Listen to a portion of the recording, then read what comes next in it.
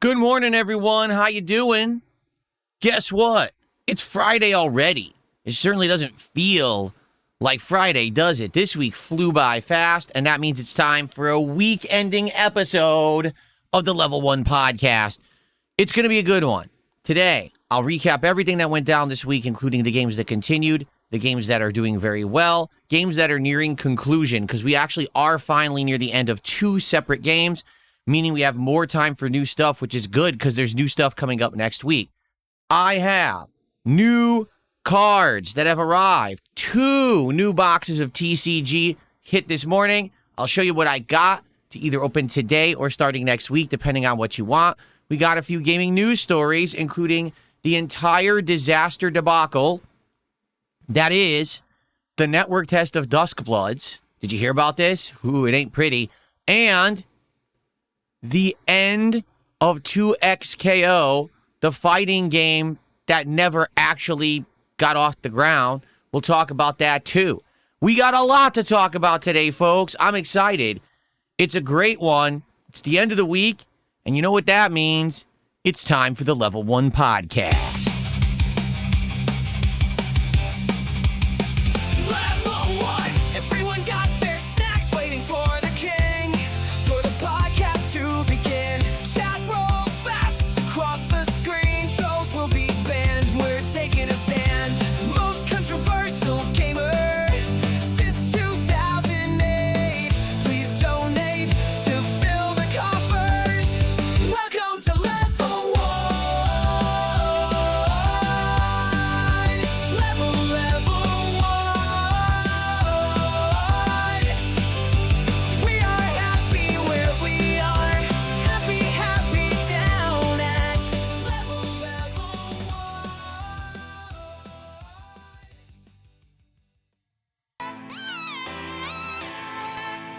What's up, everybody? Good morning. How y'all doing? Welcome to the Level 1 podcast for Friday, the 21st of August, 2026. We got a ton to talk about. So much happened this week. We had God Pack rips and controversy around it, even though there is literally no controversy. We've got the launch of Jewels on YouTube and how that seems to be affecting things in both a positive and a negative way. We've got games that continued and are nearing their conclusion. We've got new sets of cards and awesome hits in the sets of cards that we've been opening. We got a lot going on. We really do, okay? So, where to begin? Because we got so much to discuss. First of all, good morning to everyone who is here early. Thank you for being a little patient. The reason that I started the show a little bit later this morning is because new cards arrived. Let's just get this out of the way, okay? Let's do it. So, I told you I had ordered 2 new sets of TCG as a result of your feedback and as a result of us, again, burning through all the TCG this week. If you remember, we finished Pokemon Surging Sparks. We actually went through the preview box of Final Fantasy Blissful Eternity. We went through most of the box of One Piece Royal Blood. We still have 8 packs left. We got a little bit of a taste of Yu-Gi-Oh! Admittedly, Yu-Gi-Oh! Was the one that we didn't do that much of this week. I think we did, like maybe 7-8 packs of Yu-Gi-Oh! We got a couple hits. They're not really of value, but the cards look nice, right? So we did a good variety of TCG this week, but here we are nearing the end of the week, and we're kind of burning through. We do still have 7 packs of Mega Dream EX left for bonus milestones. We're going to see how we do today. If today we burn through more of those, I might actually order another box as premium packs, and I'm debating, should I try another set? Because there's other big premium sets that the Japanese have, all of which have guaranteed hits and God Pack chances. So I'm debating it. We'll have to see. I'll see what I want to do. But the reason I'm late is because literally the shipment arrived as I was starting up the show, and I needed to bring the shipment in, unpack, because there was other stuff too that I was unpacking that came with it. It wasn't just these cards. And so, it is time. Are you ready? Hold on one second while I ban an idiot. It is time to show you what I got, okay? So, first off, the first box I want to show you is a box that I already told you about, that you knew was coming, but we're highly anticipating. It is Disney Lorcana Attack of the Vine. This is the latest box of Disney Lorcana cards, okay? This box contains standard cards, foils, and a new class called Epics and like Epic Rares. So what they did is they added actual hits to the box rather than the insanely full art rare cards that almost no one ever pulls but are of high value. They added real hits.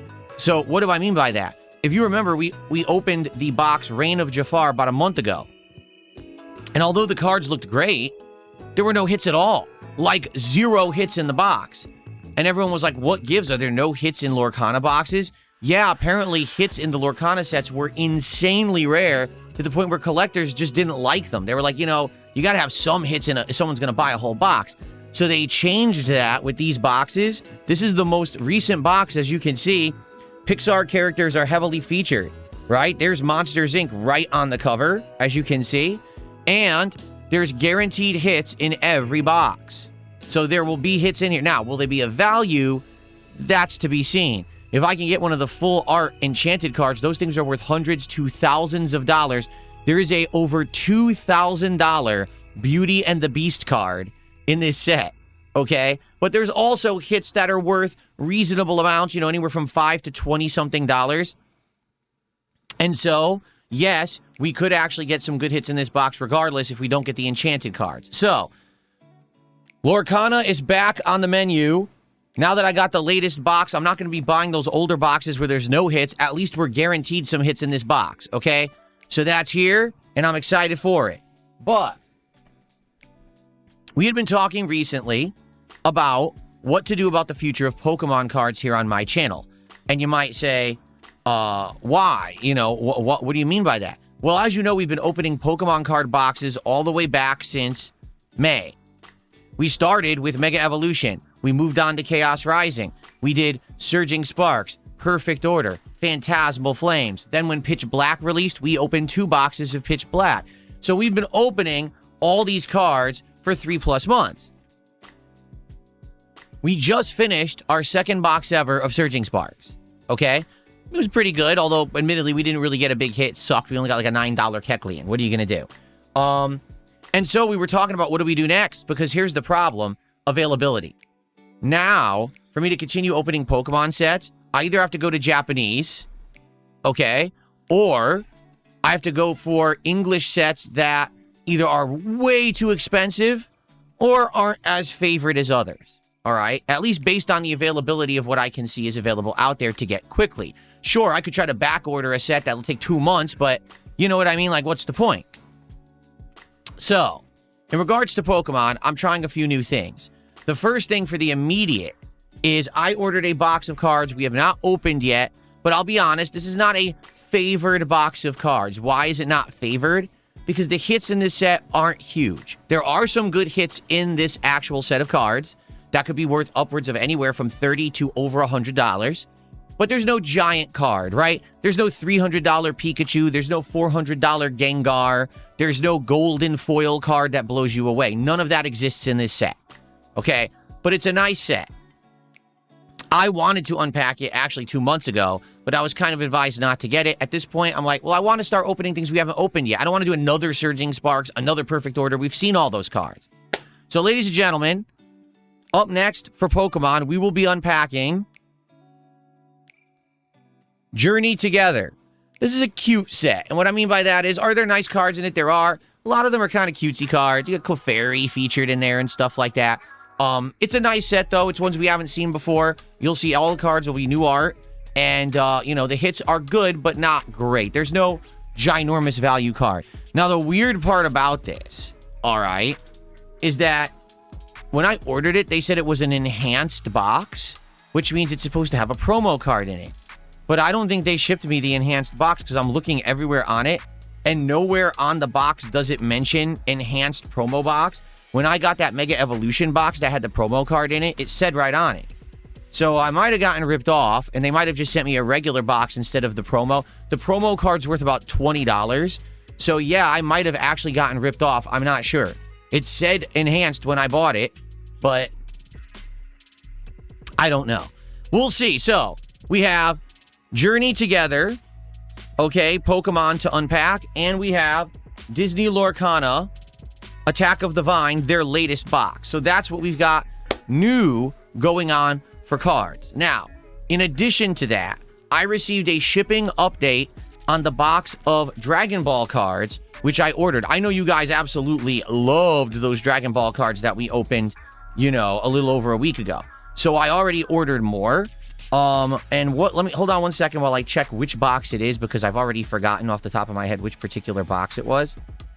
Oh, I apparently closed the page. Oops. What the hell was it called? Here it is. But I don't know if it's going to, open to my order history or not. Let's find out. Orders. Ah, okay. It did. But it won't show me. You're kidding me. It says orders, and it shows the order. And I can't click on it to see the product. Oh, yes, I can. Okay. So the box I ordered is Dragon Ball Super TCG Masters Ultra Bout Fearsome Rivals. Okay? This is, I think, 1 or 2 boxes before the set that we just opened 2 weeks ago. The cards look great. There's great value in them, just like that last box. So that is en route right now. It should be arriving around the middle of next week. They're estimating Wednesday, but it could come a little earlier or a little later. But they're estimating Wednesday. Okay? Now, here's the thing. If this box shows up intact, if it shows up, it's not, a rip-off box, it's legit, I know that I can trust this business and I can order direct from them. The problem is I know it's going to take over a week to get a box from them. They actually have boxes of Pokemon that I can't get otherwise. They actually had a couple boxes on there that I was interested in that we hadn't unpacked yet, and they're older. So I'm thinking if this shows up, this Dragon Ball box, and it's good, then next week I might order a box of Pokemon from them that'll take another week to show up, but at least we'll have another unique box of Pokemon cards to unpack, okay? So there you go. So as of today, what we'll do is we'll probably do a poll here on what cards you guys want to unpack today, all right? And then I'll do shout-outs, and then we will start talking about what happened this week and get everyone caught up. So here's what we'll do. Let's do a poll right now in the chat, because now we have so many cards available. I want to get your feedback on what we should unpack today. Okay, so which cards should Phil unpack on this stream? Okay, so option 1 would be One Piece Royal Blood, which we have 8 packs left of. Okay, that's more than enough. I'm sure we could do that, maybe even finish it on this stream, right? Option number 2, Lorcana Attack of the Vine. And option number 3 would be Pokemon Journey Together. You might say, well, wait a minute. Don't you have Yu-Gi-Oh? I do. However, being that we're so close to finishing the One Piece box, I would much prefer, if we're going to do cards that I already had, that they be the One Piece. Let's wrap up that box, because that way I can have time to build the binder and everything behind the scenes, rather than have a lingering with all these leftover packs. So I'd like to do One Piece or either of the new boxes. I would also like to do. All right. So please vote. Let's see what you guys want today. I'm excited for either. Like this set, we haven't even seen the cards yet. This set, I'm wondering what's the value that they're going to be in the card. Can I get an enchanted card? And these are the newer cards. They look better than the older ones. So either way, I'm happy. Okay.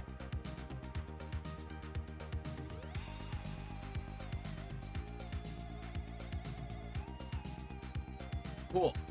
All right. As for cards this week, let's just get the elephant out of the room, and then we'll start talking about everything else. But before that, let's do shout-outs, because actually a bunch of contributions came in. I don't want these to get backlogged too much.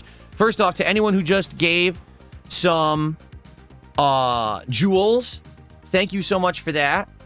Let me take a look at who did, because I think a few people did. So jewels are this new thing on YouTube, a way that you can contribute. It's very similar to doing kicks on Kick or even bits over on Twitch, okay? And the way it works is simply, if you're watching a live stream, you can buy this digital currency that's called jewels, and you can drop them and contribute. And if you do, there's a notice in the chat, and basically there's like a queue for me that I can bring them up and I can shout them out, okay? And the reason that I brought them up is because it was actually a couple days ago. It was actually Nothing Here.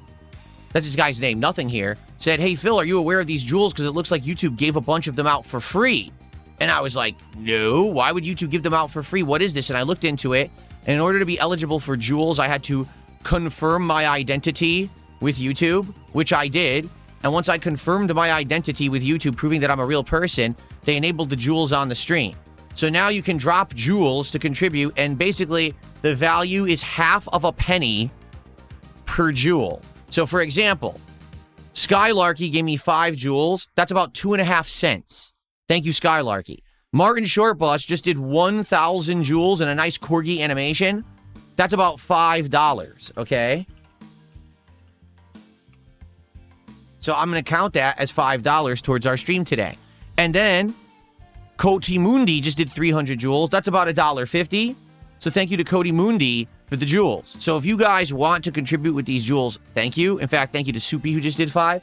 I'm going to do an animation and a sound effect for 100 or more jewels at a time, much like I do it for 100 kicks, or I would do it for $1 tip or contribution. Anything under that, I'm not going to do animations and sound effects. It's just too much because people start dropping single jewels and they want animations for them. We're not going to do that. All right. So here's the thing. You might say, well, are jewels great for you? Like, what would you want? The truth is, okay, if you do the math, on a super chat that you would send me, I make about 60 to 65%. YouTube keeps about a third, like 30-something percent, okay? On jewels, they're essentially keeping half because you would think, oh, the jewel's supposed to be worth like a penny, but they keep half of it. I only get half a penny per jewel. So 50% versus 60-something, I actually make more on Super Chats. So if you wanted to choose between, the Super Chat helps me more, and you already get your own animation for Super Chats that I've designed those animations. I'm not going to tell you, don't do jewels, okay? In addition, a lot of people got them free. Like, I don't know how you guys got them, but apparently a ton of people got free jewels. I don't know how you earn them. I don't know how people got. Some people had 1,000. Some people only had like 5, and no one knows why they have the amount of jewels that they have. But hey, anything that you contribute to my streams, I'm not going to complain. Thanks to everyone who did. Now, here is supposedly the negative that comes with this positive that is jewels. Well, YouTube, of course, has no idea how to launch something new without breaking something. Okay? So 2 negatives have happened. Number 1, apparently there's no longer the ability to do a super sticker. Yeah, I guess if you do jewels and the jewel animations, it turns off super stickers, which makes no sense at all. Okay, it doesn't. It makes no sense. I don't understand it. Why? It's just very weird. Okay, so I scratch my neck in confusion here. Why are super stickers off? I didn't turn them off. In fact, I checked in my menu. They're enabled. So I have no idea why super stickers are off, and I don't know how to turn them back on because I never turned them off. Okay, so that's number 1. Number 2, people are telling me that the experience system in the YouTube chat is broken, that it doesn't work anymore, that it used to earn experience points for watching and talking and contributing, and now it's busted and it resets every stream and it's all messed up. Obviously, I apologize for that, but people were already saying that it was messed up earlier in the week before I turned on jewels. Quite frankly, I think YouTube, again, doesn't know what they're doing. They launch something before it's ready, and because they jump the gun before they work out the bugs, we are the beta testers. We're the ones who have to go through this process of figuring out why is it not working and trying to work our ways around it. So apologies for that, obviously. All right. I don't know why this is the case. It sucks that you can't do super stickers if you enjoyed them previous, and it sucks if you can't get experience points properly in the chat. I don't know what's going on. It's very annoying. Sorry. Wish that I could fix it myself. I don't seem to have the ability to do anything about it. Like I said, super stickers are turned on. I don't know why they're off. And the experience, I never had any control over. That was something that YouTube launched themselves, and they control. Like, I don't have the ability to, like, touch it or anything. So, you know, it kind of is what it is. It sucks, but that's life. We just got to kind of roll with the punches when YouTube screws stuff up, right? So I'm very sorry about that. By the way, the poll is over. Lorcana, Attack of the Vine, overwhelmingly won the poll. I'm happy with that. Thank you for voting, everybody. People want Lorcana Attack of the Vine. I'll give you Lorcana Attack of the Vine. So now the question is the latest box of Lorcana actually good? Because that's what I heard is, oh, the box you opened was the old Lorcana cards before they updated them, before they have better rarities, better looking cards, higher chances of getting a hit. You just had bad luck. Buy the new box. And at that point, the new boxes were out of stock and way back ordered by like a month, and they cost like $300-400. The prices dropped dramatically in the last 30 days, so I was able to get the latest box, and it came within a couple of days. I was like, this is excellent. So Lorcana today, let's try it out. Let's see if it's any good. I'm excited to see if Lorcana has improved since we tried it about a month ago, okay? I hope it has, to be frank with you. I hope that it's now good stuff, and it's not a waste of our time, and we're actually going to enjoy it, okay? Cool. So, now let's do shout-outs. I already shouted out the jewels. I want to say thank you to the following. We have Genesis Gaming SWE, 54 months as a super supporter. Thank you so much for the long-standing support here on the channel. Says, it looks like we're going to get new classic Pokemon games very soon. Ruby, Sapphire, and Emerald. I'm excited for Emerald being Rayquaza's game. Keep it up. So I played Omega Ruby many, many years ago on my actual 3DS XL that had a capture device built into it. That was actually the first Pokemon game I ever played on this channel. Okay? So, I'm curious. If these do come out and people ask me for them, should I play Emerald? Should I play Ruby? And what is Sapphire? I don't even know what Sapphire is. I never even heard of Sapphire. So, you guys, I'm sure, could tell me which ones you'd be interested in seeing me play. If you want to see me play one over the fall.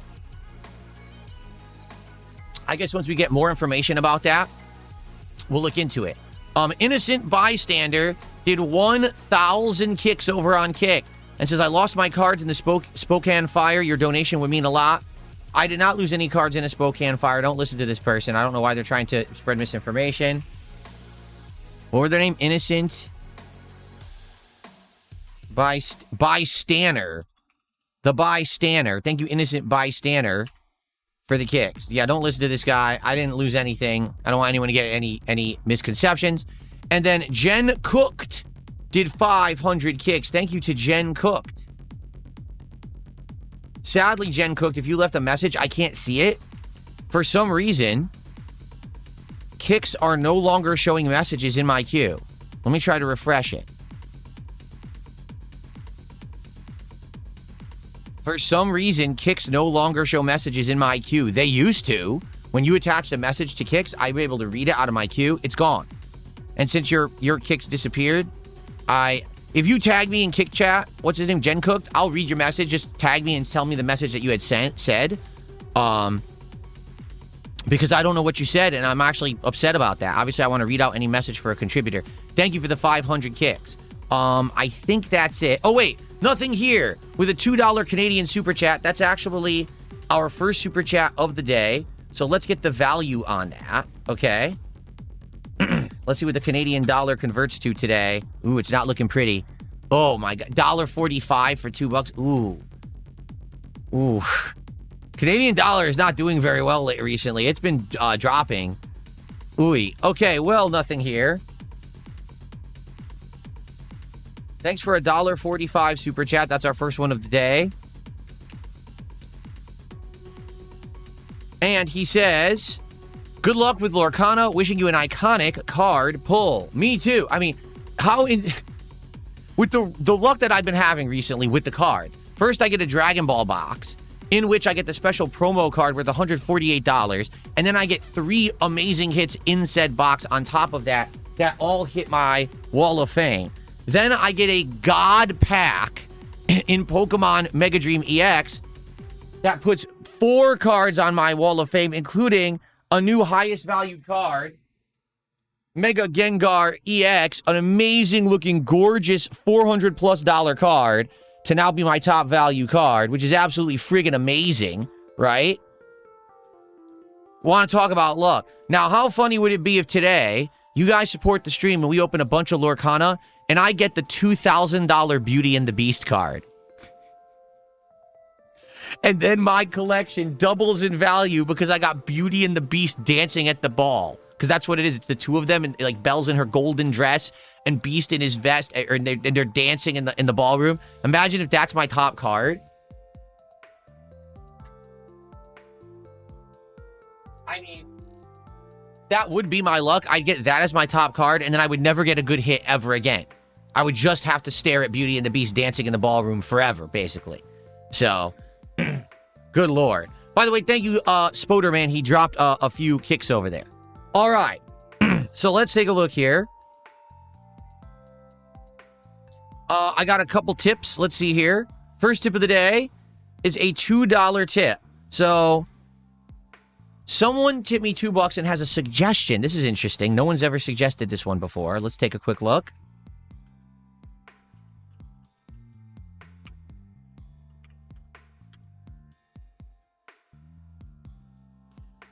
For future card unboxings, did you consider using a quick digital wheel like Wheel of Names, I guess that's a product or a website, to decide which pack or box to open next? It could be fun, an interactive hype tool for the streams without adding any hassle. So what you're saying is, there's a way to like, what? Is it like spin the wheel? Here, let me look at this. Wheel of Names.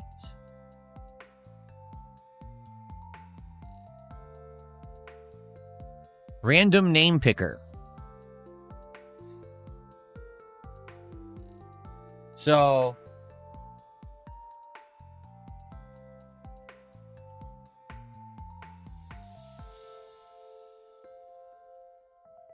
this is interesting.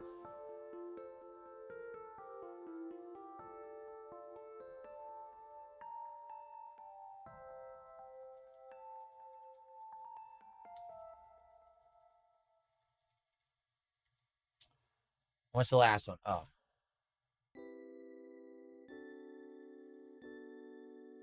So this is weird, though. I'll show it to you. I'm on fire. Oh, God. Someone get the fire extinguisher.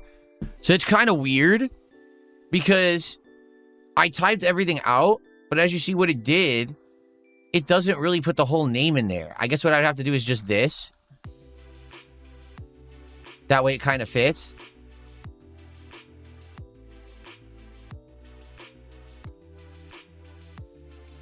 Okay.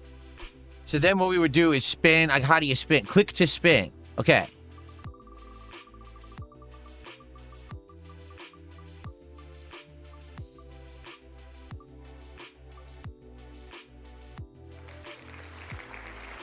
And then it applauds.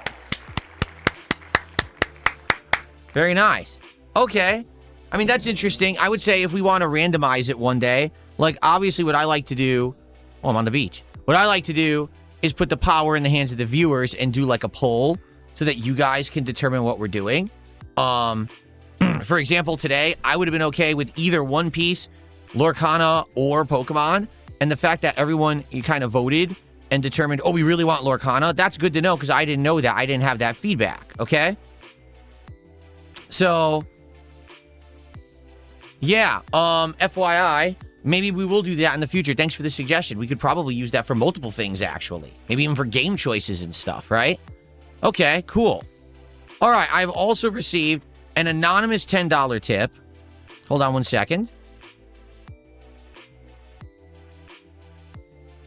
Where's my $10? Here it is. My $10 tip animation. So this is an anonymous $10 tip, and the person has an interesting message. Give me a second to get this on the leaderboard. Thank you. Okay, so they say the following. I just got 1,000 of those jewels, but they expire on September 5th. Seems like they are part of a promotion on the rollout. They seem to benefit YouTube more than you or I, and I'll be sticking to sending tips, so have a good stream. So there you go. There apparently a lot of people got free jewels as part of this rollout of the product, and you can send them to your favorite streamer. So don't send them to me because I'm no one's favorite streamer, right? But if you want to support my content, then by all means, please do. And, but apparently they expire. So you have only like 2 weeks to use them. So I'll probably, for the next few days, I'll probably remind everyone. I'll put this posted message up on the YouTube chat and say, hey, don't let your your jewels expire. Be sure to use them if you have them, etc. By the way, jewels only exist on the mobile app. You can't use jewels anywhere but the mobile app. For example, they don't exist in my menu because it's this unique menu that actually says, what does it say? It says like it's a little package. It looks like a little like a birthday present, and you click on it, and then it's the jewels menu. Without that menu, you can't do jewels. Okay, okay, cool. How about this? We are currently, 10 days away from the end of the month? Well, I'm feeling in a good mood this morning. I hope you guys are enjoying the Level 1 podcast. I'm going to gift out 5 memberships to the community right now. Here we go. Congratulations to the 5 people who are about to receive a gifted membership. Who do we got? Smitty, a generic username, Dielzers, Vern, and Richie Rose. Congrats to all of you. I hope you enjoy your gifted memberships for the next month. A flex for the memberships. Yeah! Come on, flex for those memberships. Yeah! What's funny is when I actually turn my arm, you can see how big it is. But if I do it in this, look, it looks skinny. If I put it from that perspective, it depends on the angle of the camera. But then when I actually show you, it's like, oh, his arms are actually pretty big because he works out. There you go. Anyway, very nice. And by the way, thank you to Big Mac for a few bits, a few jewels. I have to get this right. Thank you, Big Mac, for the few jewels you tossed me. Nothing here says YouTube just seemed to be pushing jewels. I suspect we're going to get a few jewels for free now and then. If we get them at a huge discount, it might work better than a super chat math-wise. It might. Super chats, like I said, I keep about 2/3 of. These I'm keeping about half. So it's totally your prerogative, however you want to contribute. Okay? Cool. All right. Thank you, Big Mac, for 10 more jewels. Cool. All right, so card-wise, I think we're set. This stream, we're going to be doing Disney Lorcana, okay? We got Pokemon back in the mix, okay?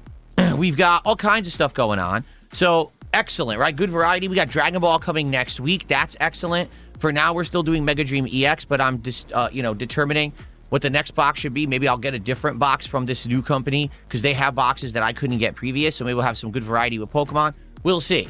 Okay? Genesis Gaming SWE did 129 SEK super chat. Let's see what that is. That is $13.63, making it our biggest super chat of the day. Thank you so much. Let's get that on the leaderboard. Oh, it's Genesis Gaming. 1363. Thank you so much, Genesis Gaming. And so, that's up to 47 of support. And Genesis Gaming says the following.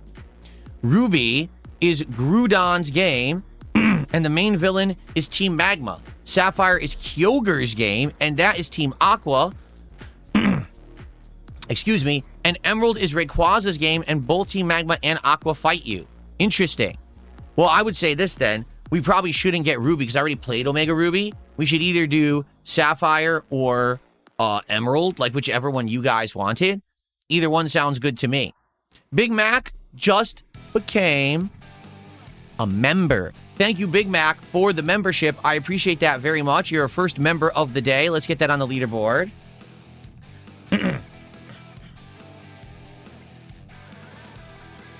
We're now up to $50 of support. So to conclude our card segment, because we are going to talk one more time about cards. Actually, we will in a moment. You guys know how the cards work, right? I open cards based on your support of a stream. So if you like the content today, if you're enjoying the stream, please support it. Anything appreciated, whether it's the YouTube side, the Kick side, or a tip via PayPal.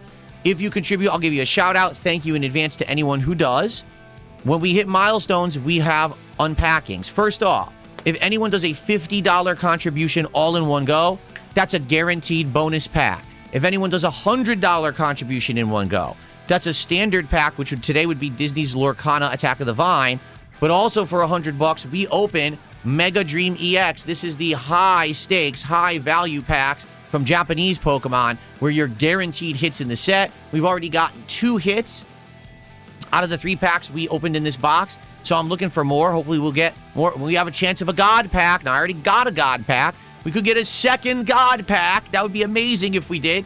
So That's for that. Now, we have milestones of support where we open packs. If we reach $100 cumulative between anyone today, that's a pack. 150, that's a pack. 200, that's a pack. So, the more people who contribute, the more people who support the content, the more packs we open. All right, so thank you in advance to anyone who supports the stream today. We're already at $50. We already got a head start on support. So let's go. Let's rally. Let's hit that first milestone as soon as possible on the podcast to lock in that we're opening packs today. I want to see Attack of the Vine. I want to get that vine attacked. I'm going to grab it like this and just smack it around. Smack the vine around. Excuse me. Okay. I've received a tip. It is a $2 tip. Did you ever watch the 90s Berserk anime or read the manga? The manga is super expensive these days. No. I'm aware of Berserk, but I have never watched it. I have never read it. Thank you for an anonymous $2 tip. Thank you. Okay. Good day, Beef Supreme. How are you? Okay, so the one final thing to address that's card rise, and then we're going to get into the gaming and the gaming schedule and what happened this week, and then we're going to get into some news stories, and then we'll go from there. Ready? Earlier this week, on Monday, we were opening Yu-Gi-Oh cards, okay? We opened 5 packs of the, Duelists Advanced Yu-Gi-Oh set. They were some pretty nice cards, okay? They really were. I had a good time watching them and opening them. Sadly, they just weren't of high value because that set doesn't really have high value cards, okay? But then, because of your support, we were opening a bonus pack of Mega Dream EX. And as I opened it, it was a God pack. That means that every card in the pack was a hit, and insanely high value cards were in there, including, as I just showed you, a over $400 Greninja. There was a $170 Mewtwo. There was a, I want to say, $39 Bellabolt.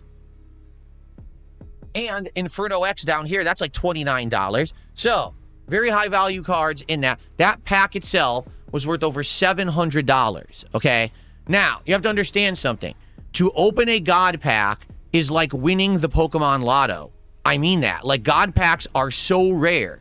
Like, people have opened thousands upon thousands of packs in order to get a God pack. In fact, what people were saying was the odds of getting a God pack is like 0.5%, which means you would have to open 200 boxes of this. 200 boxes, not packs, boxes. 200 boxes of Mega Dream EX to get a God pack. I got it right away. Okay? My first box attempt, I got a God pack in it. Okay? You have to understand how insanely, ridiculously rare that is. It's like a once-in-a-lifetime deal. If anything, the only unfortunate thing, because it's a Japanese God pack, it's not worth as much as an English. English God packs, those are worth thousands. This pack was worth like $750, and the value was like $15 is what I paid for it, okay? Now, I unpack it live, okay? There's no way to fake a God pack, to make this very clear to everyone. You can't fake a God pack because here's why. If you open it fresh, okay, you'll see it's real. There's no way to really fake that. When you open a fresh pack and everyone sees me doing it the same way I've always opened the packs, they're all legit. I didn't fake it. There was no no one could say, oh, there was a sign that it was fake. It was all done live, okay? It was even part of me opening Yu-Gi-Oh cards. It wasn't like, oh, here's a scripted God pack opening. It was a random thing added in randomly, okay? That's number one, okay? Number two, you can't sell God packs. You can't identify God packs. There's no way to know. They're completely identical to regular packs. Because I want you to think of it logically, which is the thing with my detractors and critics. They don't have logic. They're just idiots who conspiracy theory to get clickbait views. If you could identify a God pack, wouldn't all the God packs have already been removed from these boxes, taken aside, and sold for insane profits? Like right now, if there was a guaranteed $700 pack, don't you think the scalpers would be selling them online for that much money? Why wouldn't they? Because you can't identify a God pack. It's not possible. That's why you don't see them for sale. That's why no one can sell them. The only way to identify a God pack would be to already open it, to see the first card is a hit, and to put the cards back in the pack. You've already reduced the value because you've opened it. there's actually no way to even tell that those cards are legit because the pack was pre-opened. Therefore, the value dips immediately. No one would try to sell a God pack like that. You see? So, there's absolutely no way to fake a God pack. It's legit, okay?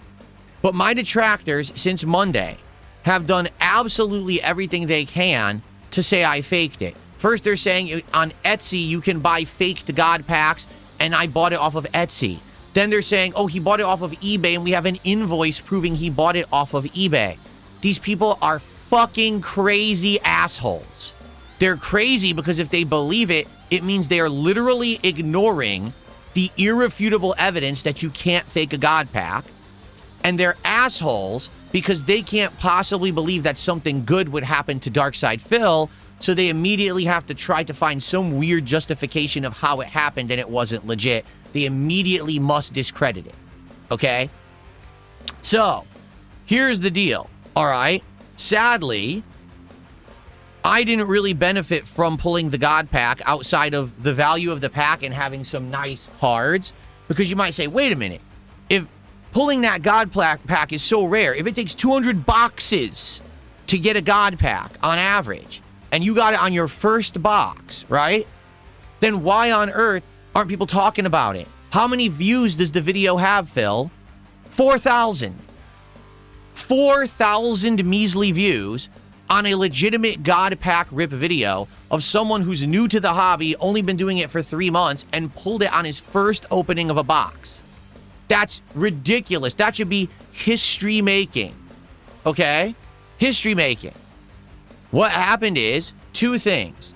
Number 1, all of the people who steal my content stole it immediately and basically highlighted the God pack opening and ran and posted it all over the internet before I had a chance to. Therefore, they immediately got the clickbait views on it, but they all skewed it saying, worst PokeTuber opens God pack, or DSP fakes a God pack, DSP obvious scripted God pack opening.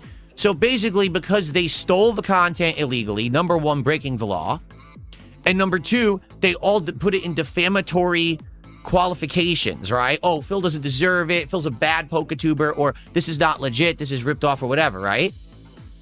They got all the views, not me. So me, this is my hobby now, right? It is part of my hobby. It's part of my work. It's something we're doing together. We're enjoying for 3 months.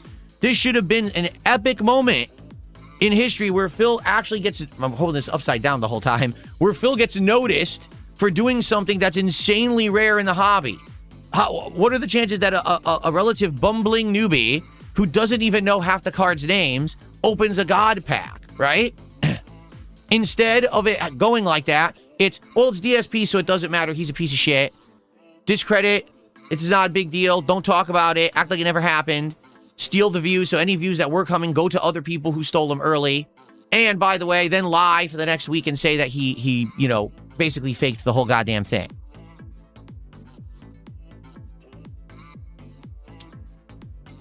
Okay, Jen Cooked, thank you. Jen Cooked gave me the message. I will shout that out in a second. I got your message. I will answer it. Okay. So, yeah, so it's bullshit. Okay, it really is.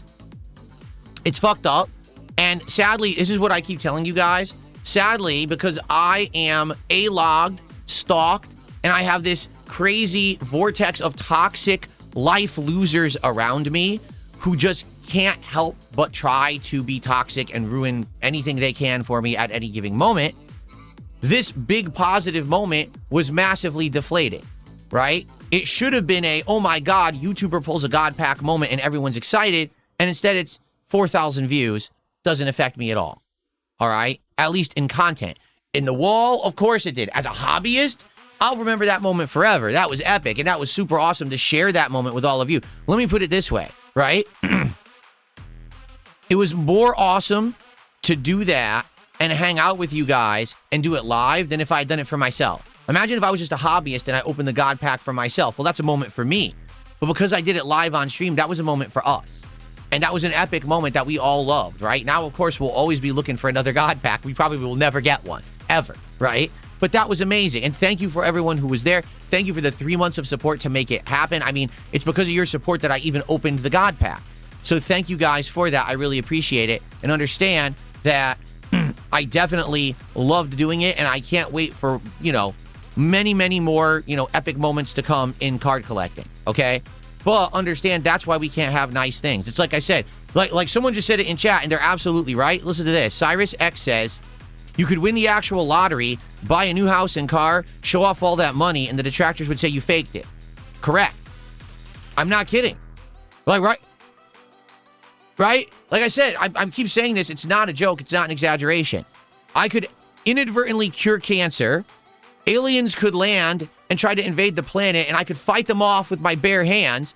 And then an asteroid could be careening towards the Earth, and I would jump up and strike it, smashing it into a million pieces, saving the planet. And people would say, yeah, but you snorted while you were doing it. How disgusting. What a pig. That's the reality that I live with because of the amount of losers on planet Earth. That's just the reality. Is that it doesn't matter how much I improve myself, which you can see that I'm actively improving myself every single day, right? It doesn't matter how much I improve the set. It doesn't matter how much I improve the gameplay. It doesn't matter that I implement new stuff into the content that you guys ask for. It's all never going to be good enough because of these life loser toxic idiots. Therefore, I don't give a fuck. Here's what I'm going to say. You ready? Ready for this?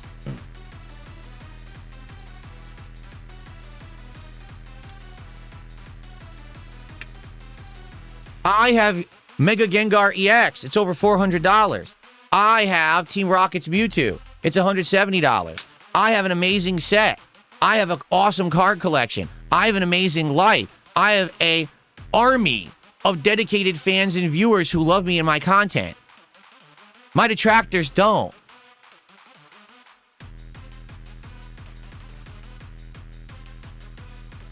Wah. DSP has things I don't have. That's right, because I work hard, and I'm smart, and I'm strong, and I'm dedicated, and I'm never going to give up, and I'm always going to be better than you, no matter how much you try. Wah! Wah! Now fuck off.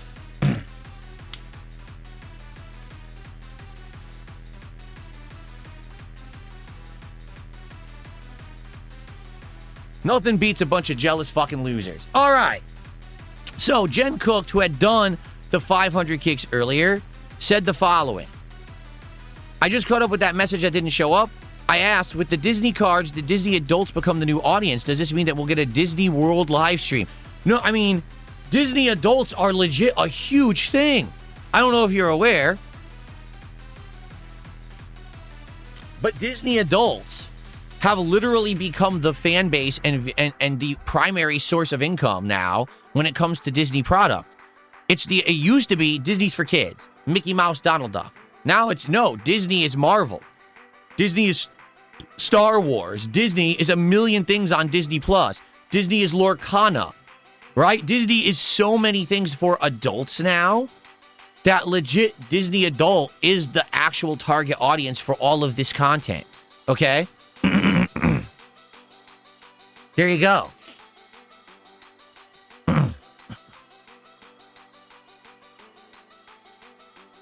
So, anyway,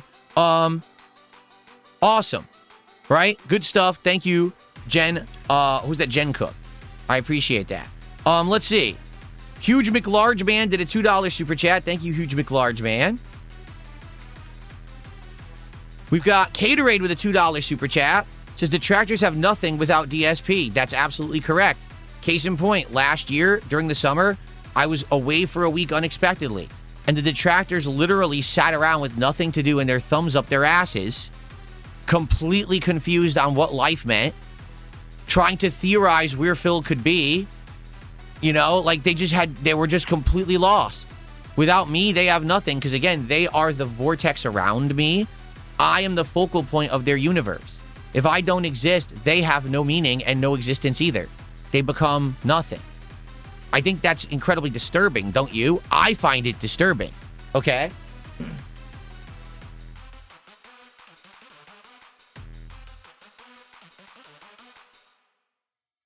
Because God forbid I do win the lotto and I decide to retire. What are they going to do with their lives, right? What are they going to do with their lives? If I retire, they have nothing to do at all. It's pretty sad. Okay. Let's see here. Quantuminth has subbed over on Kick. Thank you to Quantuminth for the sub. That's actually our first sub on Kick this morning. Thank you, Quantuminth. I appreciate that. Then we have Spoderman with a $2 super chat. And he says, LTG was at the Streamer Awards while you wage quit Truck Sim. First off, I should have wage quit Truck Sim a lot earlier. I just thought the game was boring. And I only kept it around because people kept supporting it. But after a while, I was fucking tired of it. Like, I just didn't want to play it anymore. LTG was at the Streamer Awards and was completely derided, made fun of, and never lived it down. Everyone booed him off the stage.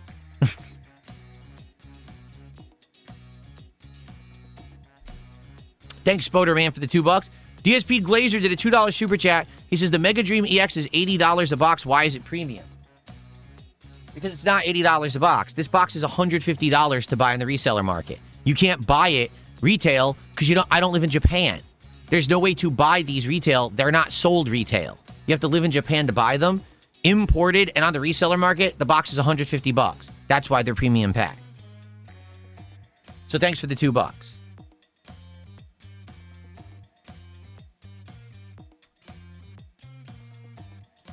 Let's see here. Professor Paul, thanks for $2. He said something stupid, so I'm just going to ignore him and accept his money. I appreciate that.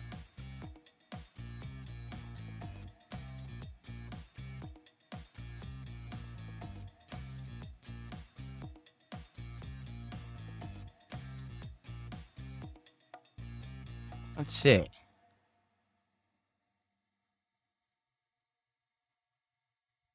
Okay, cool.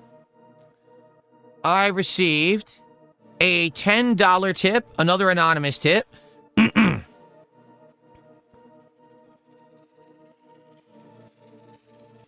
Thank you so much for that. And this person says, this is for roasting the retarded detractors. We do love you and your content. Fuck the losers. Thank you. Again, like, I'm not kidding. Any other YouTuber who does cards or if you want to call them Poketubers, if they do full-time Pokemon content, anyone who opened a God Pack would have been showered in attention. They would have had new people coming to their content, congratulating them.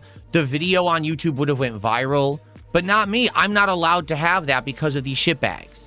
That's the problem. They already steal it and immediately throw it on YouTube, renamed and fucked up. You know what I'm saying? It's just messed up. They're allowed to just steal the content immediately and benefit from it, and I can't. That's fucked. At the very least, I keep the cards, and we had the epic moment together. I'm happy with it. I mean, that's why we're doing this, is to have the epic moments, to have these big wins. Yesterday, did you guys see this card yet? Yesterday, this is the 6th most valuable card in the set of One Piece Royal Blood. It's an insane-looking card. It's got both gold, red, and black ink holofoils. It's a crazy-looking card. I love how it looks, okay? So, we're getting awesome hits. We're sharing these very fun times together. That's what matters. You know, not the bullshit that these idiots create around it, but this is the meaningful stuff that we get to share. These moments are awesome. Okay.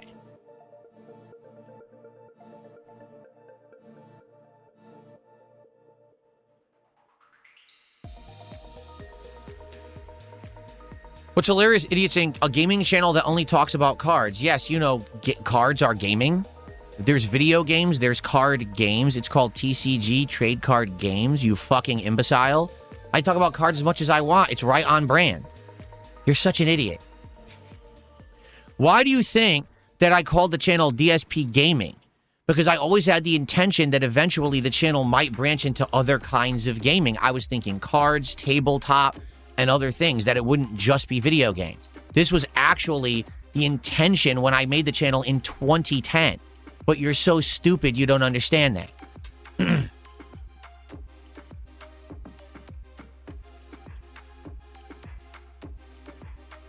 Anyway, all right. So we now covered cards thoroughly for 55 minutes. I think we can move on. All right. Let's talk about the video game portion, right? All right.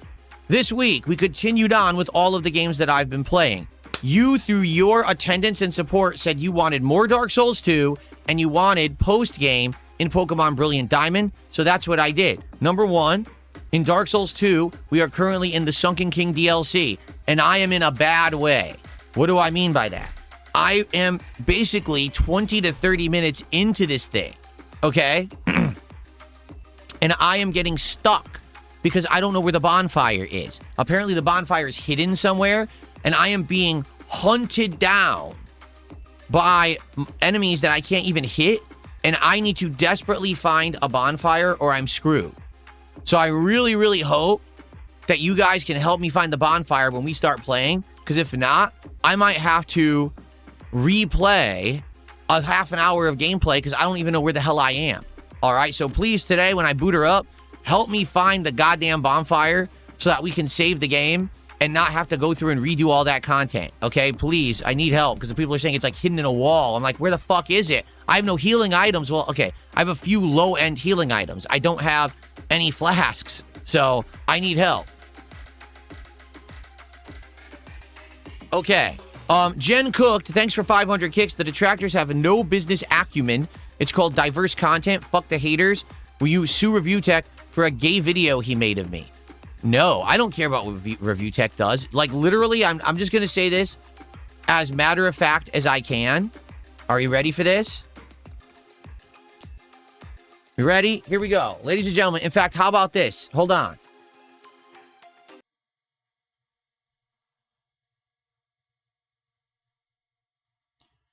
Absolutely, positively, nothing that Rich from Review Tech USA does in his life matters to humanity, period.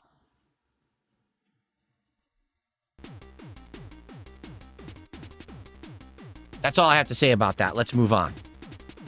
Tonality, thanks for $2. Bonfire Fund, thank you for the Bonfire Fund, Tonality. I appreciate that.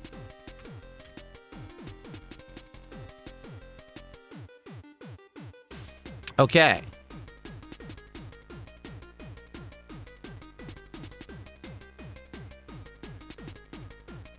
Okay, so continuing on with what I was saying. By the way, thank you, Jen Cooked. Thank you, Tonality. I need help in Dark Souls 2. Hopefully I get the help today I need. We find the bonfire and we continue on with the DLC. So we continue on with that, all right? Tonight. Well, let's not talk about tonight. Let's talk about Pokemon. Brilliant Diamond. We've already done one post-game stream of Brilliant Diamond. It's gone brilliantly. We actually went through these new areas. We are filling the Pokedex. We did the Battle Tower. We have to finish doing the Pokedex, so we're trying to get this egg to hatch a Riolu. And then we have to fight the 3 legendaries. And then we've completed the Pokedex. Then we can go on to the next part. So we're doing the post-game. For what I'm to understand, the post-game isn't super lengthy in Brilliant Diamond. So maybe another 2-3 streams tops, and then we're done with Brilliant Diamond. Okay? What else? Assassin's Creed Black Flag Resync. Good news here is we're making tons of progress. In 1 week, we went from like 47% to 75% done with the story. So another 1 or 2 streams, I think we're actually going to beat Black Flag Resync. That's good because there's new stuff coming and we need to get spots in the schedule for it. So the fact that it's almost done is actually a very good thing, and I'm looking forward to the conclusion. Final Fantasy VI. We are very rapidly going through the second half of the game. We had 2 streams where we were in the World of Ruin this week, and great progress, okay? I would say 2 to 3 more streams of Final Fantasy VI, and we're also going to beat that game, likely. So next week, I'm going to try to play it as much as I can, because obviously I want to make great progress in it, and I want to wrap it up before the new releases start hitting. Next week, there's multiple new releases.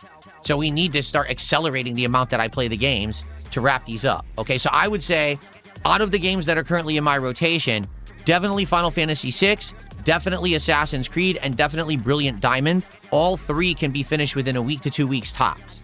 That's good. So hopefully we can wrap them up, and you're going to see me playing those a lot as I try to complete them.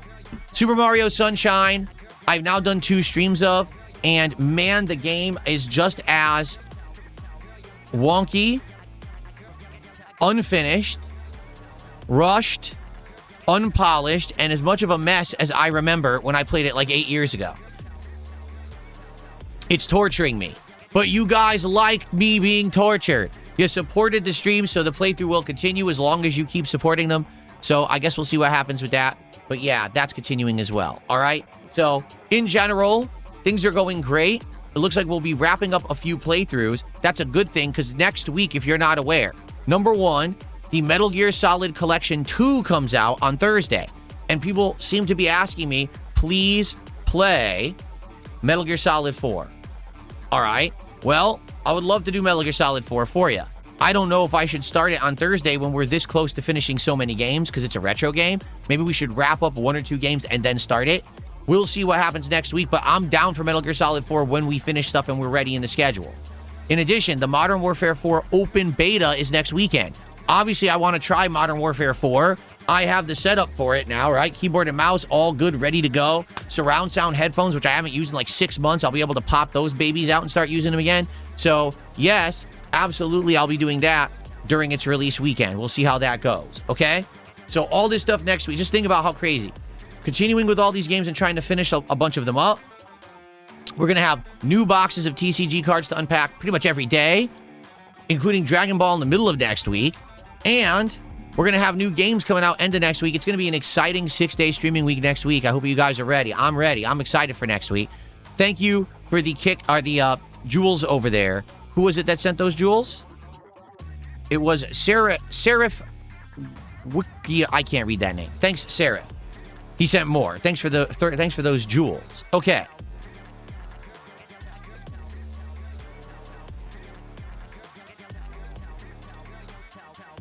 All righty.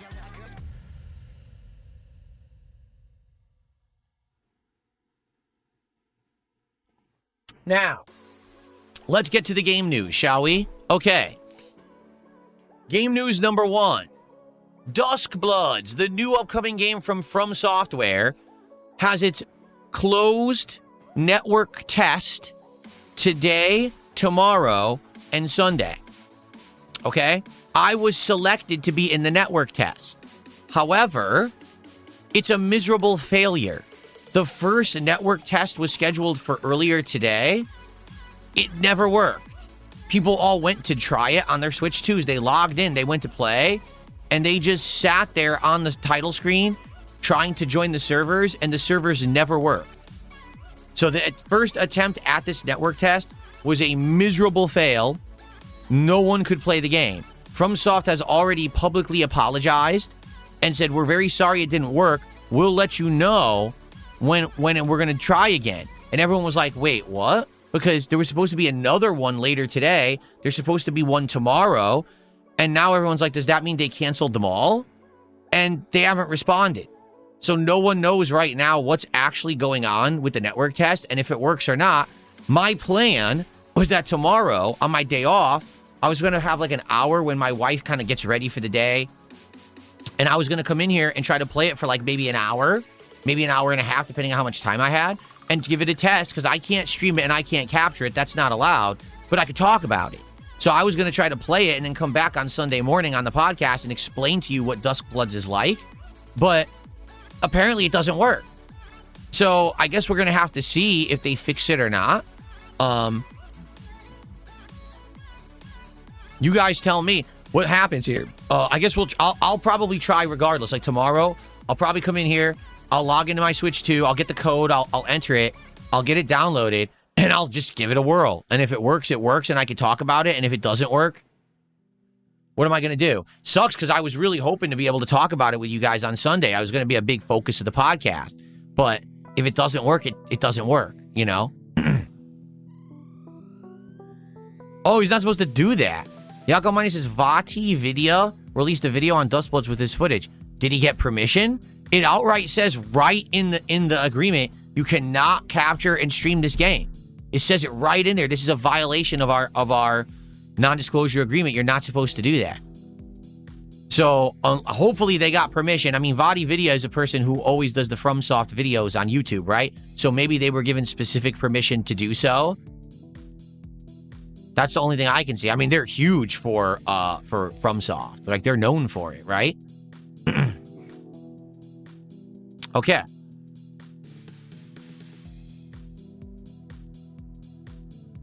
I guess we'll have to see. I'll try it tomorrow, right? I'll have to see and see if I can talk about it. Well, if it doesn't work, it doesn't work, right? Okay. Okay.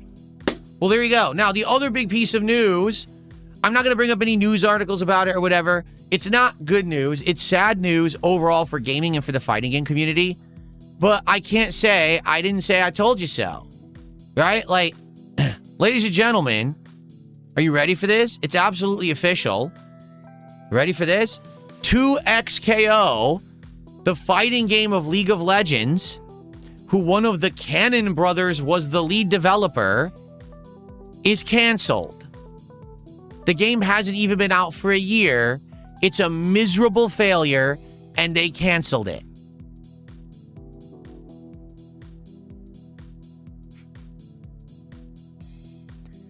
Can't say I didn't warn you, but, I mean, seriously.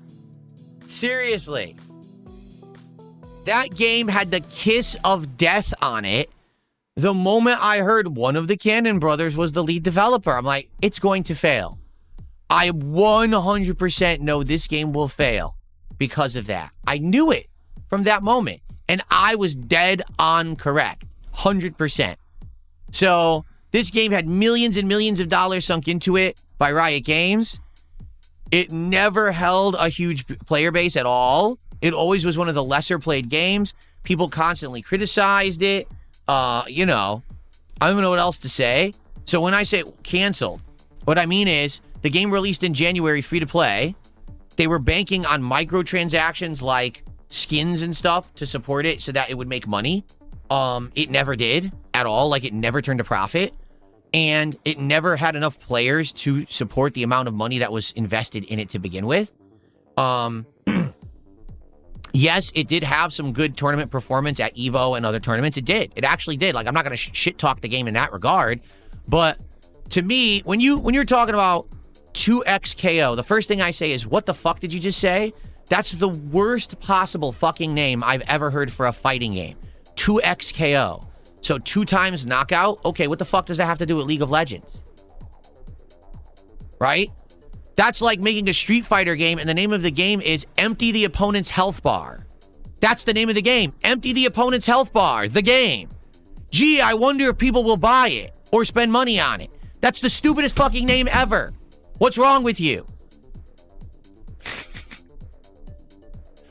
And then on top of that, again, it's being designed by someone, a Cannon brother. One half of the team that ran EVO all these years, you would think they would have some knowledge of how to make a good game that people would want to play. No. He didn't. He had no idea what the fuck he was doing. The game was stuck in development hell for ages. When it finally came out, they changed the entire game around again. They never really knew what they wanted the game to be, honestly. And I think that's one of the major problems, is if you don't know what your game's going to be, and you just leave it in the hands of the the community, your game will never be done. At one point, someone has to have balls and put their foot down and be like, so the game's going to be this. If you like it, great. If you don't. Not, oh, well, we're going to release it this way. And then the community goes, no, we want this. Okay, we'll change it to that. Nah, now we want that. Okay, now we'll change it to that. Well, actually, we don't like it. We want this instead. Okay, that was the problem. Like, they never actually put their foot down and said, this is what the game will be.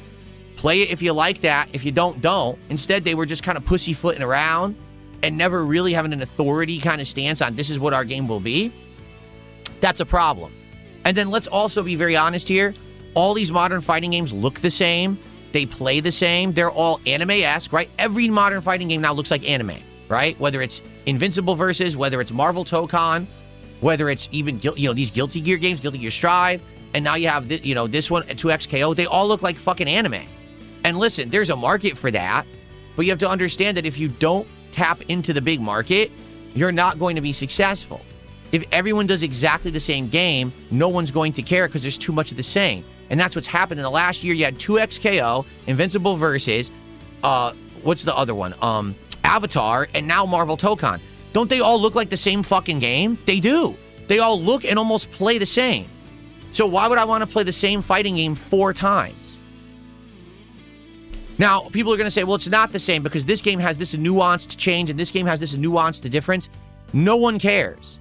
That's the problem. The common gamer looks at these 4 games and says that's the same game 4 times. They don't notice that in the Marvel Tokon it's 4 characters, and in 2XKO it's 2. They don't understand that in 2XKO it could be 1v1 or duos, and it's not like that in the other game. They don't know and they don't care. They see the same anime game, the same crazy anime-ish, stylish dial combos. They see the same shit. And they're like, well, I don't want to play the same game 4 times, so I don't care. And then the real nail in the coffin here, okay, is that they thought that simply because this game had the licensing of League of Legends that it was going to be a hit. No. No, no, no. League of Legends has its own audience for its own style of game. And if anything, what they actually should have known was that it was going to be more difficult to make a different genre of game in that IP because that audience is so dedicated to it being that style of game. To say, oh, I'm going to make one style of game a different one is a daunting task. You know, other companies have done it successfully. For example, Street Fighter, always a 2D fighting game, broke out with another genre when they made Super Gem Fighter. Everyone remember it was actually kind of a puzzle game. That game did pretty well. Now, they never made another one, but they made one and it did do successfully. They did break into another genre after only being fighting games. But not everyone succeeds at it, man. No, it's true. Just not everyone is going to do well like that. And there's not much you can do about it besides work really hard. I'm not saying they didn't work hard. I'm just saying that game, the writing was on the wall the moment they announced the game.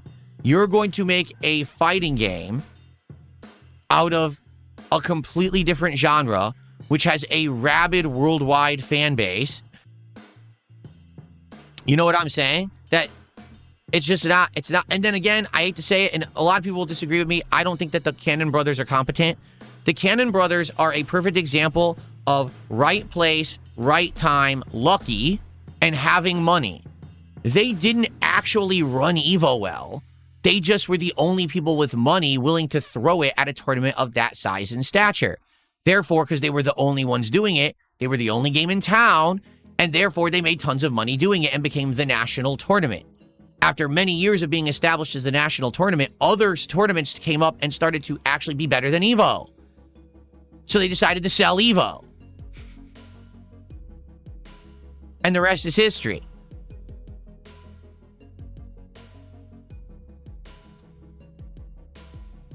Anyway, if anything, here's what I'm going to say is the biggest people who lose here is the fighting game community, because right now the fighting game community is in a state of flux. Okay? It used to be fighting games were based off of 3 or 4 big franchises: Street Fighter, Tekken, Mortal Kombat, and something else. There was always like a 4th floating in there, whether that was Guilty Gear, whether that was Virtua Fighter, whether that was Smash Brothers. There was always like a big 4th, right? That at the time is the hot popular thing. Marvel versus series, some Dragon Ball, right?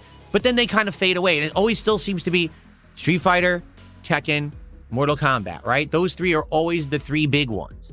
The problem is the games are stale again, and that's not good. You know, we had that fighting game renaissance many years ago with Street Fighter 4, and then all of a sudden Tekken became prominent again, then Mortal Kombat had its rebooting. But since then, right, now these games are getting stale. Most people worldwide, outside of Japan, agree that Street Fighter 6 is now boring. That the game has not really changed in the over 3 years it's been out. They add new characters that don't really add anything to the game. The game hasn't been properly rebalanced enough to be fresh or interesting. Like, imagine if they rebalanced the game and all of a sudden Lily was a good character, right? That the whole face of the game would change. Everyone would have to relearn it. It would be exciting. No, we're not going to do that. Lily's still bottom tier no matter what. Well, then who cares? If the same characters are always top tier, if the same strategies always prevail, if no matter what, no matter how many characters you add and how much you tweak it, it still plays the same, why the fuck do we want to keep playing it? It's boring, you know? And that's the sad fact. Street Fighter 6 just doesn't matter anymore. People don't care outside of the tournament circuit and it making money. It's boring. Now, Japan loves it. Don't know why, but Japan loves the fucking game. It's like their national game. They love Street Fighter 6. But that's a very small kind of tunnel vision community. It always has kind of been. Okay? It is what it is.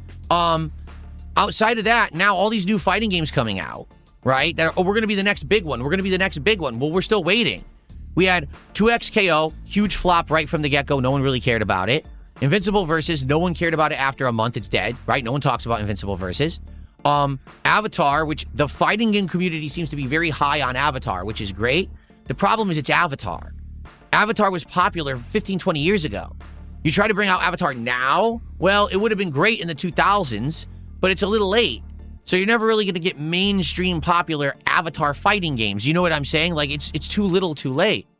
And now what about Marvel Tokon? Well, Marvel Tokon would have had hype if it worked, except the PC version's busted. And everyone is dumping on the game. DRM ruined it, all this crap. So this is the problem. The modern fighting games look the same, play similarly. There's too many of them for people who are not fighting game aficionados to care enough to play or buy them all. That's a big problem. Yeah. So I feel bad for the people who worked really hard on 2XKO to make it good. And I feel bad for the fighting game community who actually decided to invest in it. Are you aware that guy Diaphone? Remember that guy who years ago when Street Fighter 6 came out, he made the video analyzing my gameplay of Blanca and trying to coach me, and I actually learned a lot about Street Fighter 6 by watching him. Are you aware he quit his full-time job because he wanted to become a full-time FGC creator and player, and he liked 2XKO so much, he quit his job to play it. And now the game is dead in less than a year. Yeah, that's pretty bad. He gambled it all on that game, thinking this will be it, and it's dead. Now, the good news is, apparently, he has taken off as a creator, and he's doing good numbers and making good money, not on 2XKO. That's good. I'm glad to hear that he's doing well, again, because he was a nice guy. He treated me with respect, right? That was really nice of him. And I'm happy to hear that he is still doing well, but, like, he just made a big video about it, and he's, like, really depressed because he's like, I really love this game, and I was really expecting that it was going to blow up. And here we are. It's like worst possible outcome, you know? So anyway, I wish him the best for the record. And I hope, to be frank, that the fighting game community gets a good game soon. Because I'm going to be honest. 2XKO was never it. Okay? Avatar may be good, but it's never going to blow up because it's just Avatar. You understand? It's the subject matter. Invincible Versus was destined to fail. And now Marvel Tokon looks like it's going to flop. For the record, did you hear this news? So worldwide, Marvel Tokon did well. Okay? In Japan, which should have been its core audience, it only sold 3,000 copies. In the entire country of Japan, it only sold 3,000 copies. It massively bombed and they refused to play it.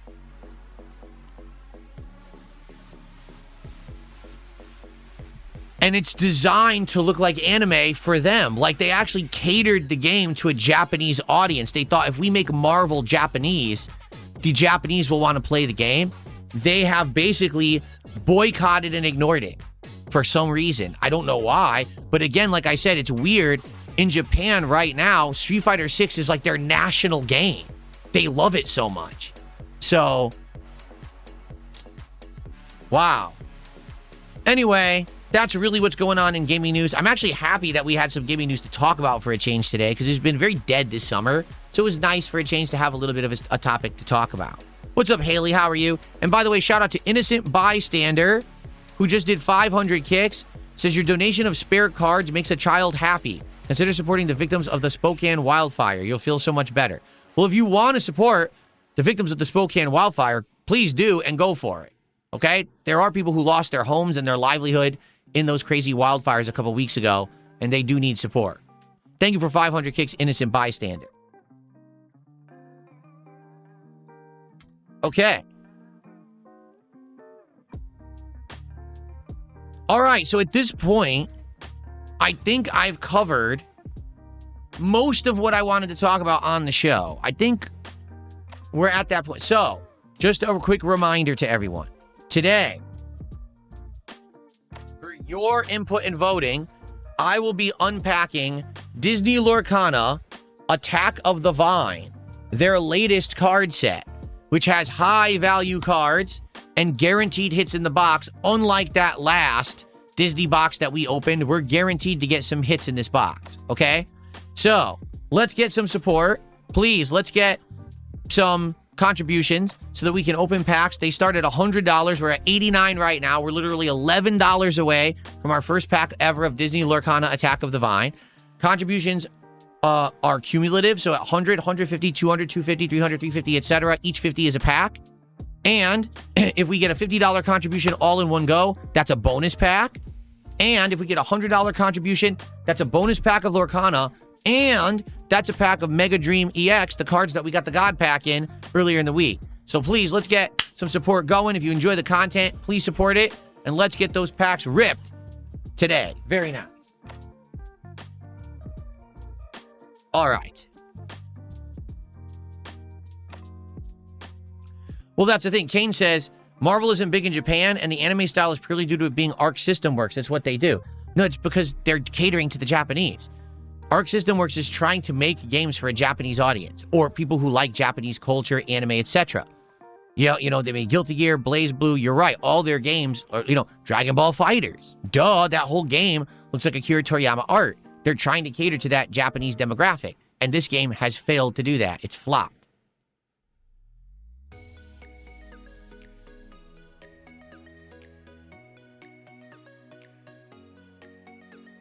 Okay. I did comb my hair today. It's just all messed up for some reason. I have no idea why. Why did I tell you to spread your cheeks for Kino Casino? Because you guys are such simps for them over on the Kick Chat side that you might as well just let them just bend you over and do with their business. Because that's basically what you let them do anyway with your wallet, so you might as well just let them do it physically to you too. That's what I meant.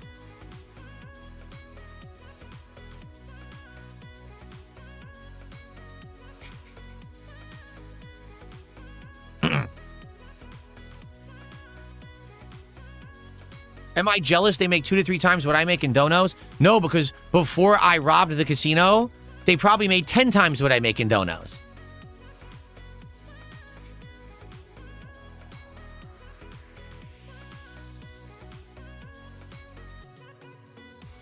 Nothing here says, I wasn't around last summer. Would you say this is your most successful August? You've had a killer month of awesome pulls and fun content. W month. Well, in reality, 2 years ago is when I started that collab with Kino Casino, and I got a huge burst in viewership, attendance, and support as a result of their viewership coming to mine and supporting me every day. Like, I was making, no exaggeration, was it 150? It was either $100 or $200 of just tips every stream for a while there, okay? So, I was doing amazing at that time, but that was fleeting. That lasted like a month and a half, not even. And then that attendance went down, the support went down, because eventually the people watching me at that point were like, wait, he's not a drama creator? He's not just going to talk shit every stream about people and watch content and react to it in a negative way? No, that's not what I do. But that's what they were expecting, because that's what they wanted from Kino Casino, and they thought because I was collabing with them that I was going to do it, and I didn't. And so they gravitated away.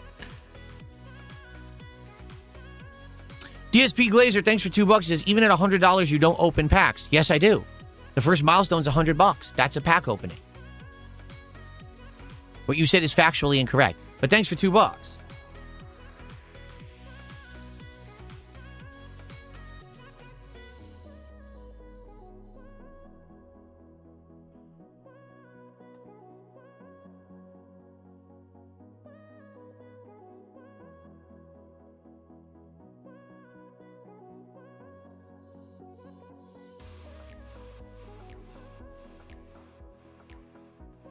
Okay, let's see here. Yeah, it was pretty miserable, to be honest with you. Nothing here, because that's not the kind of content I like to make. But it was, like I've explained, it was a necessary evil. I needed to get my name out there and more notability and more eyes on me than I could just get by myself. Because I had tried a lot and it wasn't working, because my detractors had kept me down for so long and were illegally stealing my content, and just they were benefiting. Anything good that happened to me or anything good that I did, the detractors benefited, not me. It wasn't until the Kino Casino collab that I finally got outside eyes to start looking at me. And in the last 2 years, an unprecedented amount of new people have come to check me out that normally would have ignored me. And therefore, I'm doing very well for myself. If it weren't for that arc of drama, I never would be where I am today, and I wouldn't be able to do what I love doing today. So again, it was necessary, but we're out of that for good. I'm not going back to that shit, thankfully.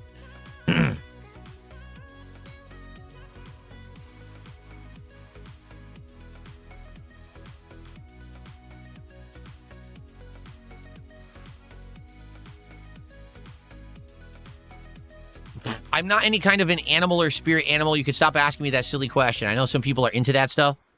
I am not. No, I did not know that. Rest in peace to Cobes.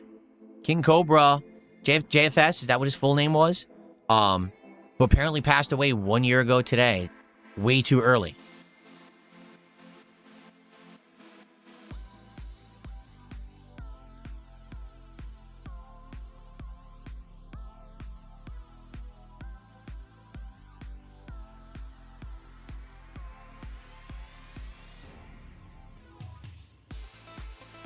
Nothing here says, I speak only for myself, but once I actually decided to watch your real content, I realized I like these streams. People just need to give it a shot.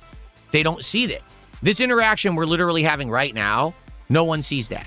They only see the highlight, the negative, toxic stuff that people want to highlight out of context. Or, you know what I'm saying? That's it. Or they want to frame what I'm saying that's actually a positive into something negative because that's how they make money and they get views. No one benefits from positive, wholesome content, right?